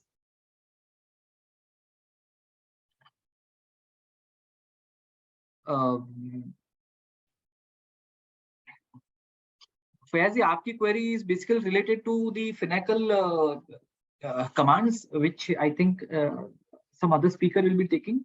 I'm not so well versed with that Finacle commands, but yes, some reports are there which is generated के by last CC का transaction कब हुआ था. I'm sure there is some report is there, but I'm not exactly remembering the command क्या है उसमें. Now coming back to the adjustment which has to be done from the stock statement जो borrower देता है, आपको balance sheet देखनी है। Balance sheet में आपको देखना है कि कोई अगर आपके पास एडवांस फ्रॉम डेटर्स का फिगर आ रहा है, then you have to ensure कि वो एडवांस फ्रॉम डेटर्स अगर मार्च 22 में आ रहा है, it means it can be reasonably expected कि वो एडवांस फ्रॉम डेटर्स इनका टेंडेंसी, मतलब वो कंपनी, वो बिजनेस इस हिसाब से कि भाई there are some advances always receive from debtors, specially infra company और बिग मैन्युफैक्चरिंग कंपनी, कोई बड़ा मशीनरी अगर टेलर मेड मशीनरी बना रहा है तो उसमें नॉर्मली एडवांस लेते हैं। So this advances should be deducted while the borrower is submitting the stock statement, क्योंकि अगर आपके पास पैसा normally working capital limit is difference between your current assets and current liability, अगर आपके पास पैसा एडवांस में आ गया है तो इट मींस कि there is no money requirement for you because you have already received the money. So अगर advance from debtors है तो वो आपको लेस करना बहुत जरूरी है। क्रेडिटर्स आपको लेस करना चाहिए, बिकॉज अगर आप क्रेडिटर्स को लेस नहीं करते हो तो it means there is a scope for double financing. For example, आपका स्टॉक 100 रुपए का आपने स्टॉक लिया और 100 रुपए का आपने स्टॉक का क्रेडिटर्स दिया, मतलब there is you have not made payment.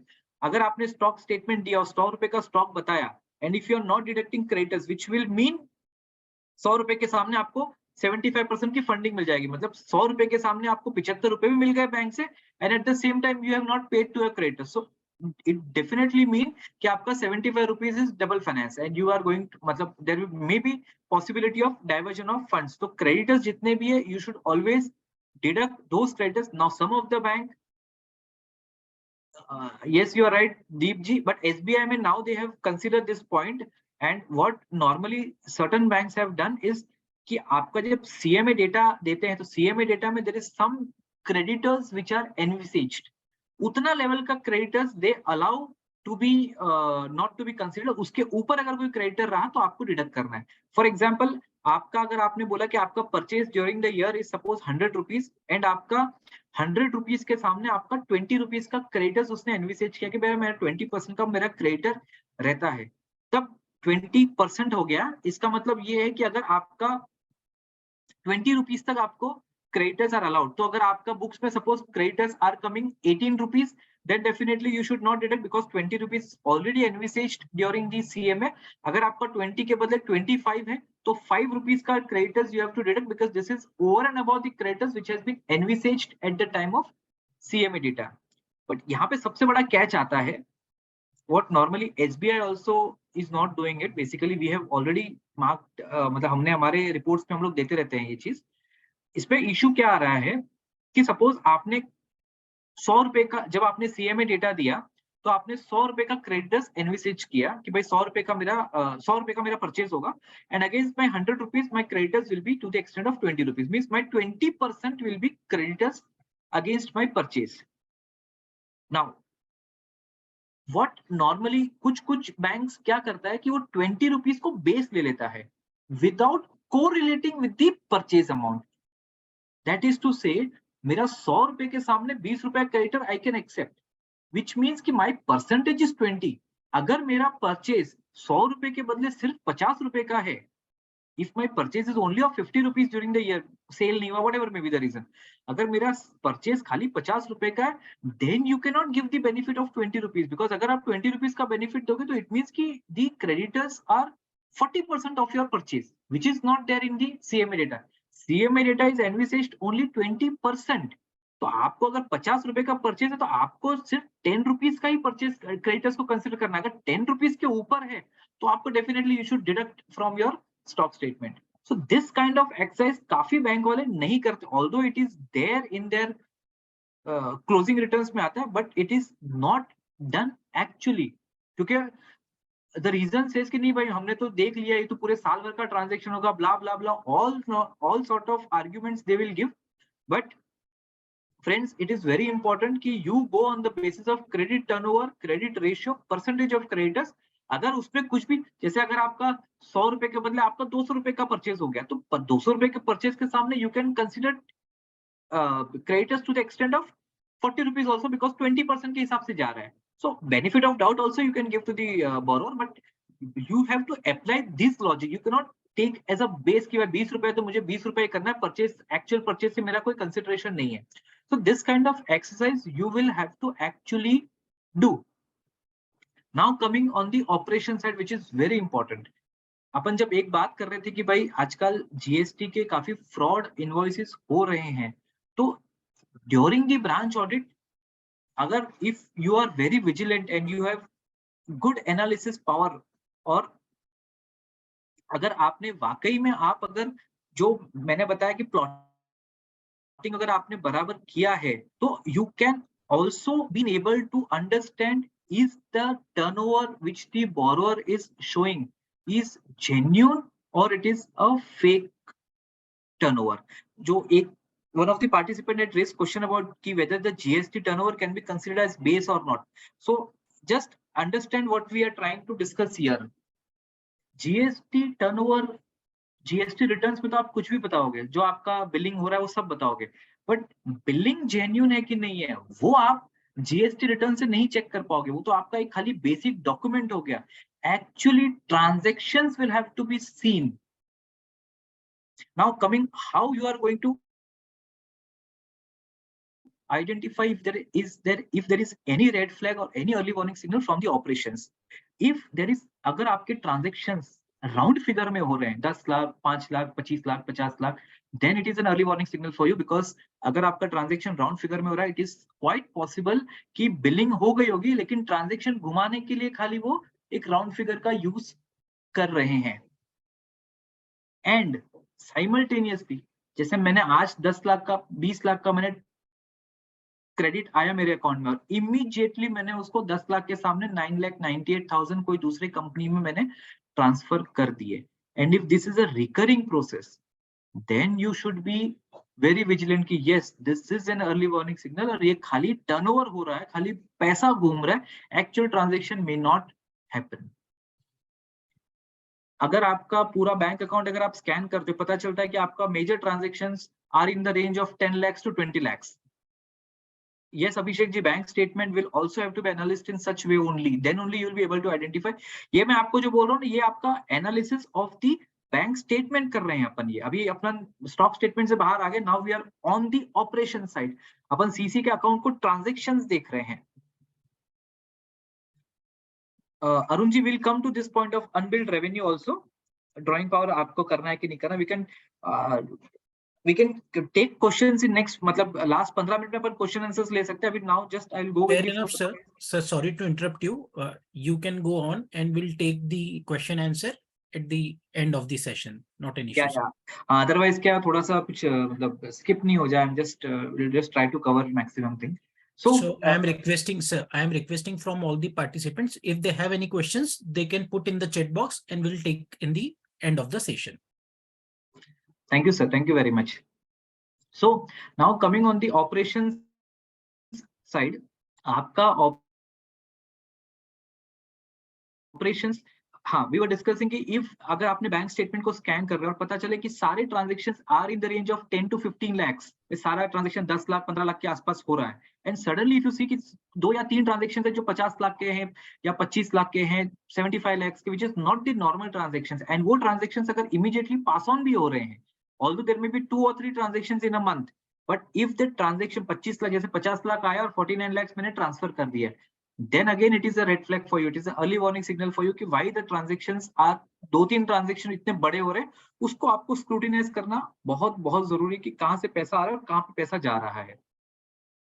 I'll tell you actual case, it was a big account, limit was something around 500 crores, and when we scrutinized the operations in the account, हमको पता चला कि बहुत पैसा, बड़ा पैसा घूम रहा था। 1 करोड़ आया, 99 lakhs चला गया, 2 करोड़ आया, 2 करोड़ के सामने 3 स्प्लिट हुए, 60 लाख 80 लाख ऐसे करके 3 स्प्लिट हुए, बट 2 करोड़ आया, 2 करोड़ चला गया। तो हमने सारे, मतलब ये सारे जो एबरेंट ट्रांजैक्शंस थे जहां पर वी, अच्छा, सर्टेन केसेस वर देयर जहां पर ही वाज हैविंग 2-3 अकाउंट्स, तो एक अकाउंट में पैसा आया, उसने उसी के अकाउंट दूसरे अकाउंट में, मतलब दूसरे बैंक में ट्रांजैक्शन किया, एंड दूसरे बैंक से उसने वापस, मतलब 90 लाख आया, 90 लाख उसने ट्रांसफर किया उसके दूसरे अकाउंट में दूसरे बैंक के साथ, एंड वो बैंक से उसने फिर 90 लाख के सामने ही ट्रांसफर 89,90,000। तो जब हमने पूरा ट्रांजैक्शन चेक किया तो हमने सारे बैंक के उसके स्टेटमेंट्स मंगाए और पूरा एक थोड़ा एनालिसिस किया कि पैसा कहां से आ रहा है और कहां पे जा रहा है। We found out that there are around 15 parties from whom the money was regularly coming, and there were around 18 parties जहां पर पैसा regularly जा रहा था, मतलब पैसा आया और पैसा गया। There was some intermingling between this 15-18 companies, but उसी में पूरा का पूरा transactions घूम रहा था। So, or fortunately, most of them were private limited companies. So we went into details. ROC के साइट पे जाके हमने सारे वो पूरे 15 और 18 सारे कंपनीज का हमने पूरा डेटा निकाला कि उसका जेनेसिस क्या है, उसका कब कंपनी फॉर्म हुई थी, what is the capital of the company, address क्या है कंपनी का, वो सारा निकाला। Then something extraordinary thing came out. First of all, many of the companies were formed, 1 साल पहले ही कंपनी फॉर्म हुई थी, या कोई 6 महीने पहले हुई थी, या कोई 9 महीने पहले कंपनी फॉर्म हुई थी। किसी कंपनी का capital was only 1 lakh 2 lakh 5 lakh and the transactions was happening crores of rupees. 5 company ऐसी थी जिसका एक ही एड्रेस दिया हुआ था, although the address was same. Certain companies were there wherein there was directors were common, मतलब एक कंपनी का डायरेक्टर आज है, उसके पहले अगर मैं डायरेक्टर जाता हूं तो वो पहले वाला डायरेक्टर किसी और कंपनी में भी डायरेक्टर बन के बैठा है, मतलब there is some nexus between them. 4 company ऐसी थी जिसका एड्रेस कॉमन आ रहा था, nothing else was common, address was common. 2 companies were there जिसका फोन नंबर कॉमन आ रहा था, किसी कंपनी का ईमेल आईडी कॉमन आ रहा था। तो ये सब जब सारा डेटा हमने पूरा प्लॉट किया तो मतलब इट वाज अ रिवेलेशन कि सारे के सारे कंपनी पूरी इंटरमिंगल्ड कंपनी है सारी की सारी। Then we took up the matter with the branch manager और फिर उसका जो आगे हुआ वो तो हो गया। So this is the way in which अगर आपको ऐसा कुछ भी aberration, yes this was shell company transaction, Pawan ji you are very right, but this is the transactions wherein you will have to see. और अगर ऐसा कहीं पे एबरेशंस आता है तो फ्रेंड्स, ऐसा कोई चीज आती है तो don't directly jump to the conclusion कि भाई मैंने बोला था तो भाई ये तो सारी की सारी फ्रॉड कंपनी, ऐसा you can not do that. आप अगर ब्रांच मैनेजर के साथ डिस्कस भी करते हो ना, तो branch manager, you are an auditor, unless and until you go with proper documentary evidence और आप अपने conclusion को, if you are not supporting your conclusion with proper evidence, तब तक कोई भी आपका बात सुनवाई नहीं करने वाला है। आप ऐसा अगर लेके जाओगे, वो बोलेगा मैं बोरोर को बुलाता हूँ, मैं बोरोर आपको सामने लाके बिल दे देगा, वो जीएसटी का इनवॉइस दे देगा, वो गेट पास दे देगा, सब कुछ दे देगा, and you will have nothing to say. So इसके लिए जब आप ऐसे सब एक्सरसाइज कर रहे हो ना, तो आप डीप तक जाओ। मतलब यू इमेजिन कि भाई you are an forensic auditor, आप पूरा फॉरेंसिक ऑडिटर की तरह पूरा उसके डिटेल में घुसोगे, उसका कंपनी कब फॉर्म हुआ था, एड्रेस क्या है कंपनी का।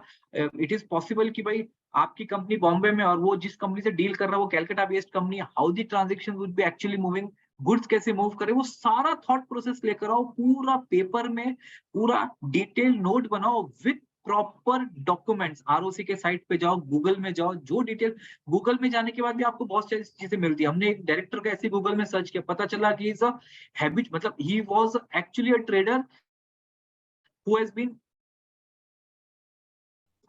penalized by VAT department for generating fake invoices। तो गूगल में भी आपको बहुत चीजें मिल जाएगी। तो आप ये सारी एक्सरसाइज करो। Once when you analyze all this thing, then you come to a conclusion, and then with proper explanation and proper detail with evidences, you give a letter to the branch manager कि sir ये मेरा observation, now please give reply to us। ये सब दोगे ना, तब जाके your point will stand. Otherwise आपको मतलब इग्नोर कर देंगे उन लोग कि भाई सर ठीक है हो क्या, then they will say you do one thing, you report into your LFR, या बोलेंगे आपको कि we will now tighten the client वगैरह, बहुत सारी चीज बोलेंगे, बट उससे आपका पर्पस सॉल्व नहीं होगा। What ever exercise you have done, you have to come it in limelight। And mind well friends,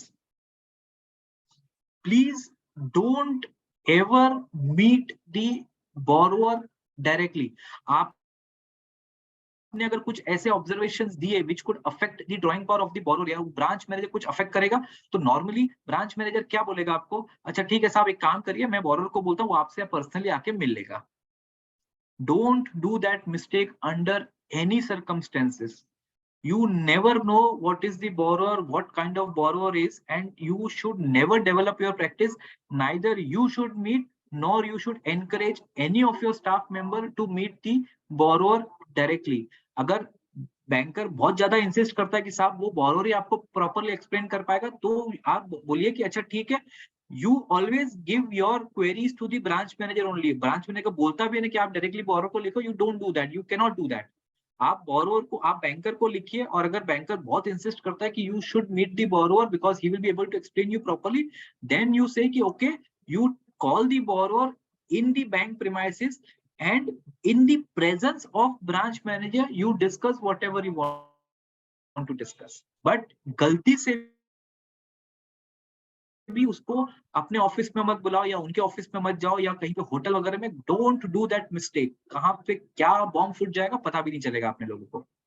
so this is the way in which you will have to actually see the operations in the account. We have seen one of the account which was a big account of around 10,000 crore, NBFC company था। NBFC company को bank ने loan देके रखा हुआ था। So that was a A-rated company without a single day delinquents throughout the year। But since it was a big account, we told the branch manager कि भाई हमको इस पूरे का आप स्टॉक स्टेटमेंट लास्ट 6 महीने का स्टॉक स्टेटमेंट, रिसीवेबल स्टेटमेंट दीजिए, we want to do our exercise। पहले तो बैंकर ने रेजिस्ट किया, but finally he gave to us। हमने पूरा डिटेल निकाला, तो पता चला कि although the detail was comprising of more than 300-400 list, but when we analyze कुछ 70-75 data थे which were comprising of almost 80% of the total data। So we focused on those 70-75 accounts। जब पूरा इन डेप्थ एनालिसिस किया हमने, जब पूरा MCA के record से पूरा निकाला, तो पता चला कि since it was a very big account, overall borrowing from the entire banking industry would be around 40,000 crore. तो कोई अकाउंट, कोई कंपनी में 600 करोड़ का लोन देके रखा है, उसका कैपिटल 8, मतलब not even capital, his net worth is 1 lakh and the loan given is 600 crore. और उसका जब बैलेंस शीट देखा तो पता चला खाली एक 600 करोड़ का लोन आ रहा है, और उससे सामने दूसरा उसका असेट में लोन से एडवांसेस दिख रहा है 600 करोड़ का, पीएनएल नील। और ऐसे बहुत सारे केसेस थे।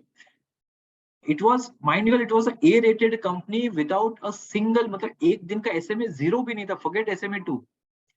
वो जब पूरा डिटेल हमने निकाला, बैंकर्स रेजिस्टेड, बोरोवर ने आके मतलब व्हाट नॉट, बट पूरा डिटेल निकाल के हमने पूरा एक डिटेल में नोट बना के बैंक को दिया। ऑडिट कमिटी को दिया, ईडी को दिया, and then finally we gave it to RBI also because it was a very big account. RBI को हमने दिया. RBI on the basis of a report, may be they must be also having some intelligence report with them, but after giving our report within 2 months bank RBI ordered for the forensic audit of that particular NBFC, and within 6 months the account was NPA, and within 9 months the account was declared as a fraud. So I mean to say, this bank audit nowadays is not so simple.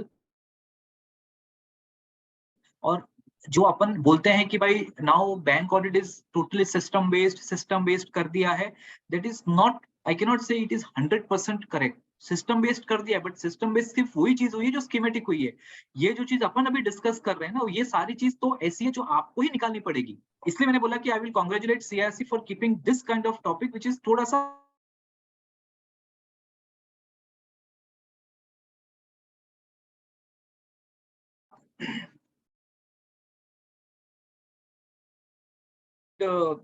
give this reply year and year itself because this is very relevant point. जब मैंने शुरू में कहा था, and I was appreciating Manisha ji for her guidance कि भाई आपकी team का डेपुटेशन बराबर होना चाहिए, गाइडेंस बराबर होना चाहिए, होमवर्क बराबर होना चाहिए. तो अभी जो अपन डिस्कस कर रहे हैं, अगर आप लोग आपकी टीम के साथ बैठ के अभी से पूरा प्रॉपर फॉर्मेट वगैरह बना ले, पूरा उनको बता दे. अभी जैसे अपन डिस्कस कर ले कि आपको 6 महीने का प्लॉटिंग करना है, उसमें क्या देखना है वो भी अपन ने डिस्कस कर लिया. Now when your concept is clear, now you can delegate this work to your one of your junior, because ये काम एक्चुअली में एनालिसिस का काम है. आपके जूनियर को आपने पूरा समझा दिया, उसने खाली ये देख लिया कि भाई लास्ट 6 महीने का स्टॉक स्टेटमेंट प्लॉट कर दिया, डेटर्स प्लॉट कर दिया. अभी खाली उसको ये करना है कि भाई लास्ट 3 महीने का सेल्स कितना और डेटर्स 90 डेज वाला कितना है. अगर ये उसने करके दे दिया तो वो उसने ही will give you the readymade thing. Now you have to do your analysis part. So आपका इसमें टाइम ज्यादा नहीं लगता है. ओनली थिंग इज दैट कि you have to be very focused. अगर आपके टीम को आपने बराबर बता दिया है कि क्या करना है, they will give you wonderful output. और एक बार ये आउटपुट अच्छा आ गया, then you will further enjoy doing your audit. So this are some of the point. Now coming to other important point,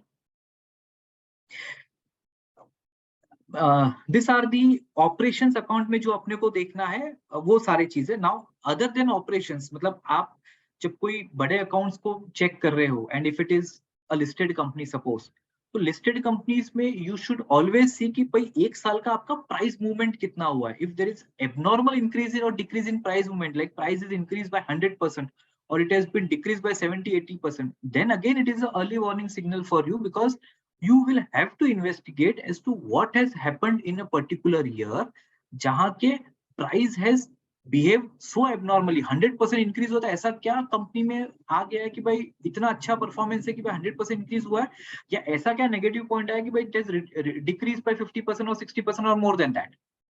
So you will have to investigate it, and then you will have to raise proper queries for that.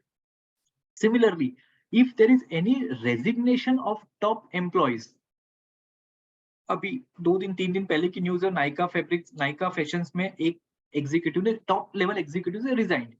जब अपन थोड़ा सा news को और अपन अंदर से, ये तो headline थी, उसके न्यूज के अंदर गए तो पता चला पिछले 1 महीने में 5 top executives have resigned.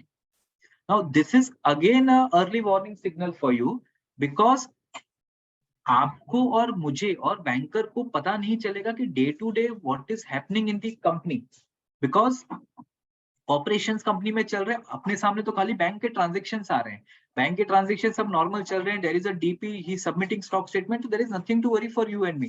But if top executives are resigning, then definitely it is an early warning signal for you, because it may be possible that something is happening in the company which only top executives are aware, because उनको सब पता रहता है क्या चल रहा है company में, and they are going to some financial crisis, या आगे जाके 6 महीने के बाद कुछ प्रॉब्लम आने वाली, इसलिए they are resigning now. So you will have to classify this as an early warning signal, and you will have to mark a question to that. Now coming to the point कि भाई ये सारे जो अपन ने अभी तक issues discuss किए हैं, इसको रिपोर्ट कैसे करना है, that is a major point, that is most important point. Now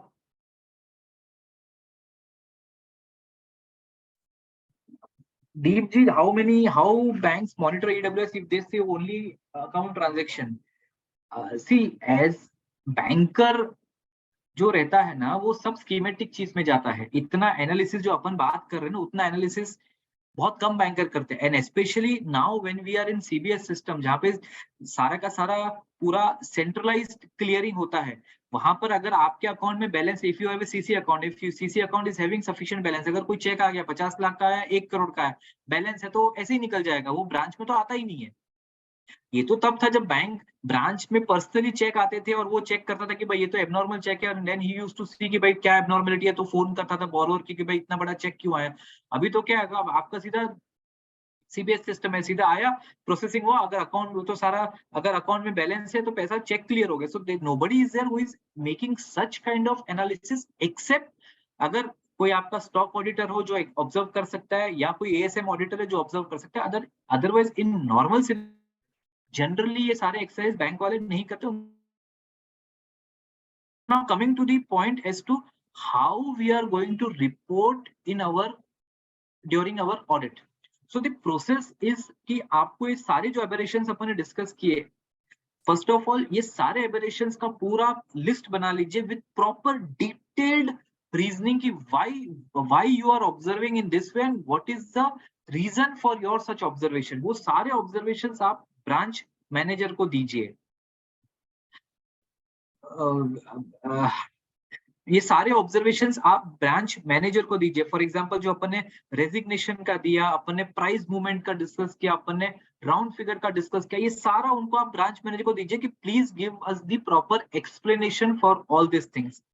he will definitely go to the client, borrower के पास जाएगा और बोरोवर के पास डिटेल भेजेगा, उनसे वो डिटेल मंगवाएगा। ही विल देन बोरोवर से जो रिप्लाई आएगा वो रिप्लाई आपको वो देगा। Now it is your duty to see the reply thoroughly and to get convinced. आपको convince होना है, आपको justify करना है अपने आप को कि whatever explanation the borrower is giving is proper or it is not proper. For example, अपन ने जो नायका का डिस्कस किया कि भाई 5 एग्जीक्यूटिव्स ने रिजाइन किया, अगर आपके एक्सप्लेनेशन आता है कि भाई this is a normal process, then this is a very vague reply. अगर रिप्लाई ऐसा आता है कि नहीं भाई हमारे टॉप एग्जीक्यूटिव्स में we are 200 top executives and 5 have resigned, then you can understand कि भाई 200 में से 5 गए तो कोई बहुत बड़ी चीज नहीं है। अगर ऐसा एक्सप्लेनेशन आता है कि they are resigning for their better, मतलब उनको कोई अच्छी जगह सर्विस मिल गई या इधर उधर जा रहा है, then again it is a sort of vague reply. So ये सारे रिप्लाईज को आपको एनालिसिस करना है, and if you have to justify, अगर आपको जस्टिफाइड लगता है कि नहीं यार this is proper, you make it your audit evidence. आप उसको एक्सप्लेनेशन को बैंकर का लेकर अपने फाइल में डाल दीजिए, सो दैट आगे जाके कभी भी इन सब अकाउंट में प्रॉब्लम आती है, then if any of the investigation is asking you or anybody is coming and asking you कि भाई why, मतलब what was seen by you in this particular account, then you can always say कि this is my paper work, we have sent this query and they have given this reply. अगर वो reply borrower ने गलत दिया, then again it will not come to you, then the borrower is fraudulent. So आपका काम है कि आप ये सारे documents को करके आप ब्रांच मैनेजर को दीजिए, उनसे रिप्लाई लीजिए in proper documentary with documentary evidence. और अगर आपके पास पूरे पेपर आते with proper explanation with documentary, only explanation will not suffice, you will have to keep the documentary evidence. अगर वो बोलता है कि हमारे टॉप एग्जीक्यूटिव 200 है तो उसको बोलो 200 का प्रूफ दे, कुछ मतलब something you should get in hand कि भाई you are justifying their explanation. तो वो सब आप चीज रख के अपने फाइल में रख सकते हैं, which will act as a documentary evidence. तो कभी भी आगे जाके कभी भी कोई इशू आएगा तो you can always safeguard yourself कि yes you have taken these documents. Now friends, believe me, RBI ने जब परसेंटेज कम किया 90 से 80 से अभी 70 पे आ गए हैं, तो I will not say कि मतलब रीजंस अगर अपन एनालिसिस करें तो पता चलेगा कहीं ना कहीं पे अपने आप को भी अपने को ब्लेम करना चाहिए। इट इज नॉट दैट कि we are not capable, it is that कि sometimes we take it casually कि भाई ठीक है सब कुछ, मतलब और अपना धारणा क्या रहती है कि भाई ये एवरी बैंक के पास स्टॉक ऑडिटर भी है, बैंक के पास कॉन्करेंट ऑडिटर भी है, बैंक के इंटरनल ऑडिटर्स भी रहते हैं, इतने सारे स्क्रूटनी प्रोसेस होने के बाद फाइनली स्टैट्यूटरी ऑडिटर आते, तो सारा रिफाइंड होके आता है। इसलिए हमारे लेवल मतलब as a statutory branch auditor हमारे लेवल पे क्वेरी निकलना itself is a big thing. But don't go under that impression because you never know कोई चीज किसने छोड़ दी है and it can bounce back on you. And if you are doing this kind of exercise, अभी अगर आपको पता होगा तो इंस्टीट्यूट ने जो बैंक ऑडिट के लिए यूडीआई निकाला, स्पेशली स्टैट्यूटरी ब्रांच ऑडिट के लिए जो यूडीआई जनरेट करे, उसमें आजकल अपने को एमओसी का डिटेल देना पड़ता है. So what my understanding is, I'm not checked up with ICI, but what my understanding is that कि we have to justify our presence. अपन को अगर इतना सारा checks and systems होने के बावजूद, when we are going for 7 days, 10 days, and we are able to find out and give MOCs to a large extent, जो एक cumulative figure जाएगा ना MOCs का, उससे RBI and bankers will ensure that yes, auditors are there who are doing value addition. मतलब it is not that कि भाई वो आए audit your presence, आपको value addition करना है, और अगर आप इस हिसाब से एनालिसिस करते हो, then only you can justify your presence, justify the institute's presence कि नहीं भाई इंस्टीट्यूट जब फाइट करती है कि नहीं भाई we have to 70% नहीं 80% कवरेज होना चाहिए. तो it is basically on you and I as to how we are doing our audit and how we are justifying our presence over there. अगर अपन ने presence के बाद अगर अपन इतने सारे queries निकाल सकते हैं which is not there in the normal light, then it is sure we will increase the name of ourselves, our institute, and everybody who is involved in the process. So I have tried to cover major thing which is important for red flag identification. Definitely बहुत सारी चीजें हैं इसमें जो अपन discuss कर सकते हैं, but definitely थोड़ा सा टाइम का भी लिमिटेशन है. तो I've tried to justify my presence over here, और मैंने मतलब whatever best I could have given, I have given. So Kirti ji, if now we can take up some questions. Agriculture, yes, one thing which I missed out was agriculture. Now agricultural advances are something which is very vulnerable, especially KCC, किसान credit card जो आता है, उसमें there is a process कि भाई every आपको 2 साल के अंदर वो पैसा रिपे करना है. रिपे करने के बाद आपको फ्रेश एडवांसेस मिलता है. बट काफी जगह पे ये देखा गया है, जो रिपोर्ट भी किया गया, बट उसका फाइनली कुछ होता नहीं है. रिपोर्ट भी किया गया कि भाई 2 साल के बाद जब जिस दिन पैसा भरना रहता है, उस दिन काफी अकाउंट, आई कैन से 90% of the agriculture advances KCC account में कैश डिपॉजिट होता है, एंड सेम डे उसको नया लिमिट मिल जाता है. So at the end of the day you will never come to know whether actually पैसा दिया था कि नहीं दिया था. And this was actually a big issue which was even discussed with RBI कि भाई वो कैश जो आया है, जेन्युइनली कैश आया है कि नहीं आया है वो पता नहीं, बिकॉज काफी जगह पे रहता है जहाँ पे डिनोमिनेशन नहीं लिखे हुए रहते हैं. जब अपन देखेंगे भाई तुम कैश का मेरे को पेइंग स्लिप दो, तो पता चलेगा डिनोमिनेशन नहीं लिखे हुए. इट शोज कि yes you are right Girish ji, even voucher नहीं रहता है. तो यू नेवर नो कि भाई पैसा एक्चुअल में आया है नहीं आया है, बोरोवर ने दिया है, या कोई काफी जगह पे देखा गया कि एजेंट लोग रहते हैं जो पैसा एक्चुअली में देते हैं और उसके बाद कमीशन करके उसका मतलब 10,000 रुपए दिए और 10,000 के सामने वापस जब पैसा डिसबर्स हुआ तो 500 रुपया उसका कमीशन लेके चला गया. ऐसा बहुत जगह पे होता है, बट इसका you can only find out through कि मतलब जब कैशियर के सामने always there is a CCTV camera. तो आपको अगर एक्चुअल में पता करना है कि भाई दैट डिपॉजिशन वाज जेन्युइन और नॉट, तो आपको थोड़ा सा इन्वेस्टिगेट करना पड़ेगा. आपको सीसीटीवी का फुटेज लेना पड़ेगा, वो दिन का आदमी लोग आए थे नहीं आए थे, वो सारा चीज करना पड़ेगा. तो वो मतलब थोड़ा एक्सट्रीम केस में जाते हैं. But agriculture is always a pet subject for politician. It is always politically motivated. वो 2-4 साल के बाद कोई ना कोई स्कीम आ जाती है जिससे कुछ वेवर होता है, whatever it is. But definitely this receipt and payment voucher for the day, ये सारा चीज अभिषेक, ये सारी चीज बनती है क्योंकि आपका कैश तो हमेशा टैली करेंगे बैंक वाले, बट पैसा एक्चुअल में आया था कि नहीं आया था दैट नोबडी सेज. बिकॉज क्या होता है, पैसा कैश आया, जमा करवाया, नया सैंक्शन दिया, सैंक्शन करने के बाद पता चलेगा पूरा कैश विड्रॉ कर लिया. अभी now when the entire cash is withdrawn, you can never say कि भाई कैश आया, बिकॉज आपका कैश बुक पूरा टैली रहेगा. सेम कैश आया, सेम कैश डिपॉजिट हुआ और सेम आपने विड्रॉ कर लिया. So you will never come to know कि whether actual deposition was there or not. But this is definitely a very gray area. आप अगर किसी को एग्रीकल्चर ब्रांच मिला है और अगर आपको वाकई में प्रूव करना है अपने आप को, तो you will have to go through CCTV footage, which will be ultimately proof कि भाई nobody was there and the cash has been only on paper. देखो बाकी सब चीज के लिए आपको एक्सप्लेनेशन मिल जाएगा। अगर आपने डिनोमिनेशन नहीं लिखा है तो बोला भूल गए थे उस टाइम पे, बहुत घाई थी वगैरह, वो सारा डिनोमिनेशन सारा एक्सप्लेनेशन मिल जाएगा। Only thing which they will not be able to circumvent is the CCTV footage. So friends, this is in broader line as to how to identify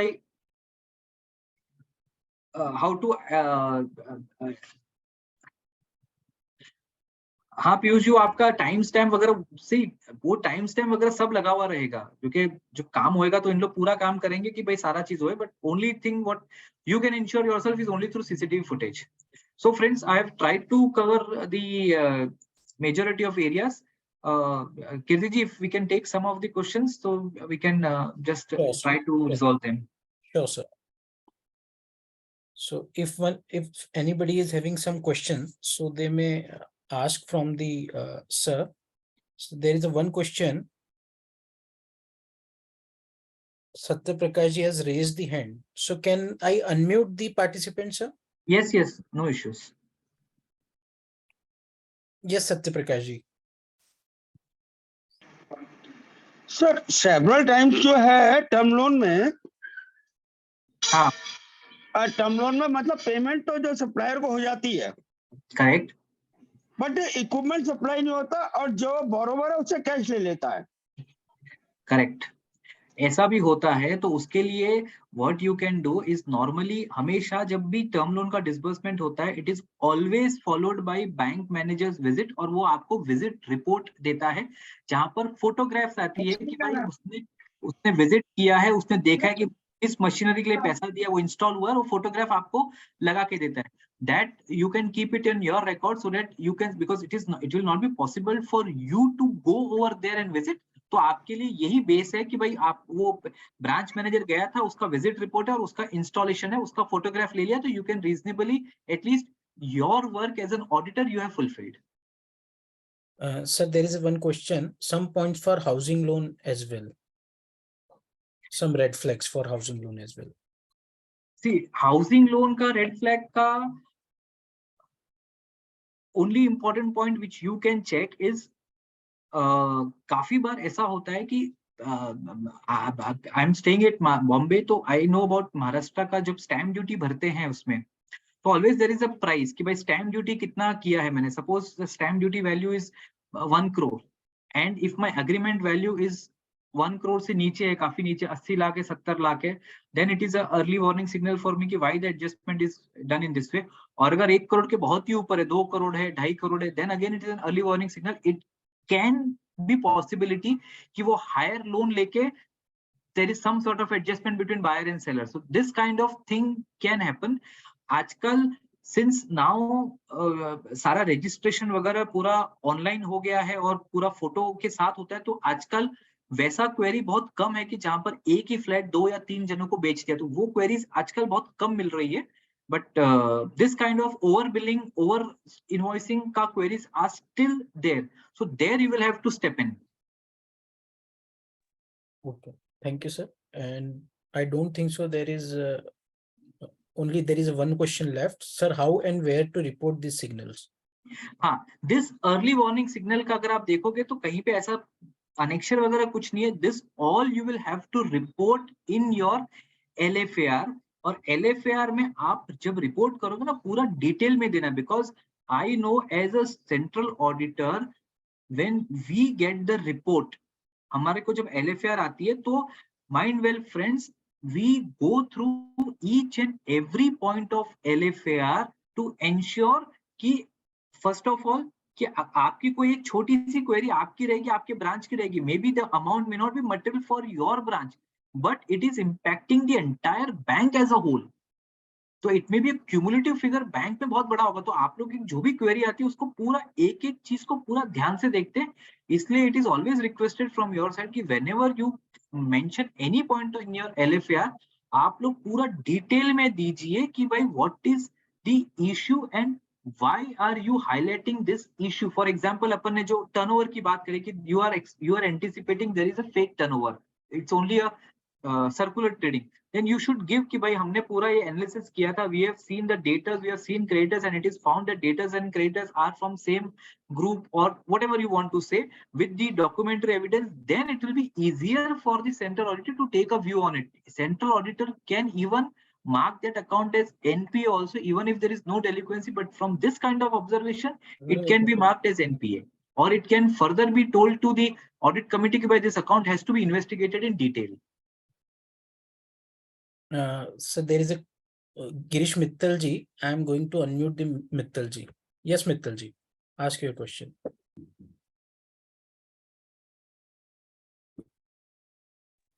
नमस्कार सर. हाँ जी.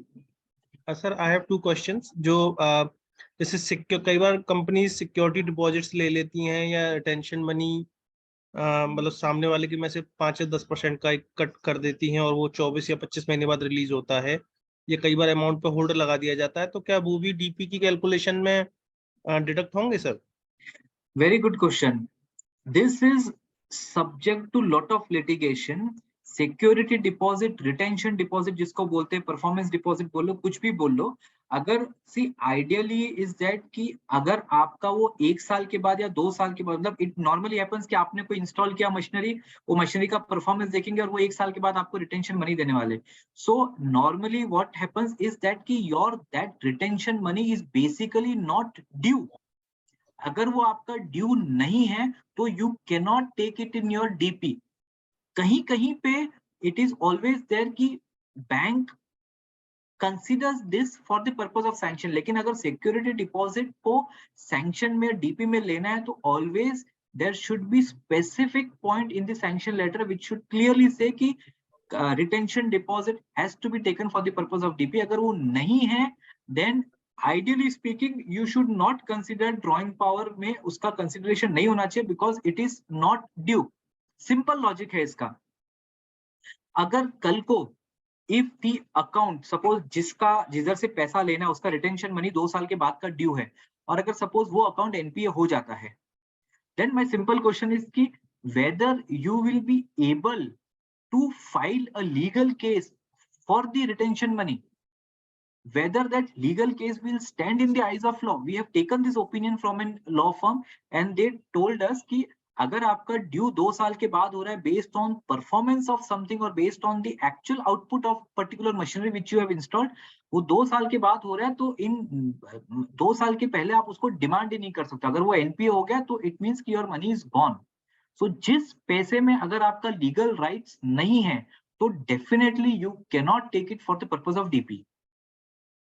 Thank you sir. And one more announcement. मैं जो last time जब आपसे बात हुआ था and you are kind enough कि we are going to organise one query sessions also and which will be going to start from 5th of April to 18th of April, जिसमें different panelist जो होंगे वो per day basis पर available रहेंगे शाम को. और obviously you can ask your question क्योंकि मैक्सिमम क्वेश्चंस जो आना है वो ड्यूरिंग द ऑडिट आना है और जो प्रॉब्लम्स आना है वो ऑडिट के दौरान आना है. And sir is kind enough, Jayesh Kala sir, कि सर ने कहा था कि I would like to address one session. So रहेंगे. So thank you for that sir. और there are number of questions are there sir, but क्योंकि टाइम की एक अपनी सीमा होती है तो जैसा आप कहें सर वैसा we can. Sir, we can take 1 or 2 questions because I also have some other commitments. Sure, Otherwise, I would love to resolve the queries, sir. So, any question जो आपको लगता है सर चैट बॉक्स में जो आपको important लग रहा है? एक minute, I'll just go through the chat box. Yeah, I should read the questions if you. नहीं, I am going to that.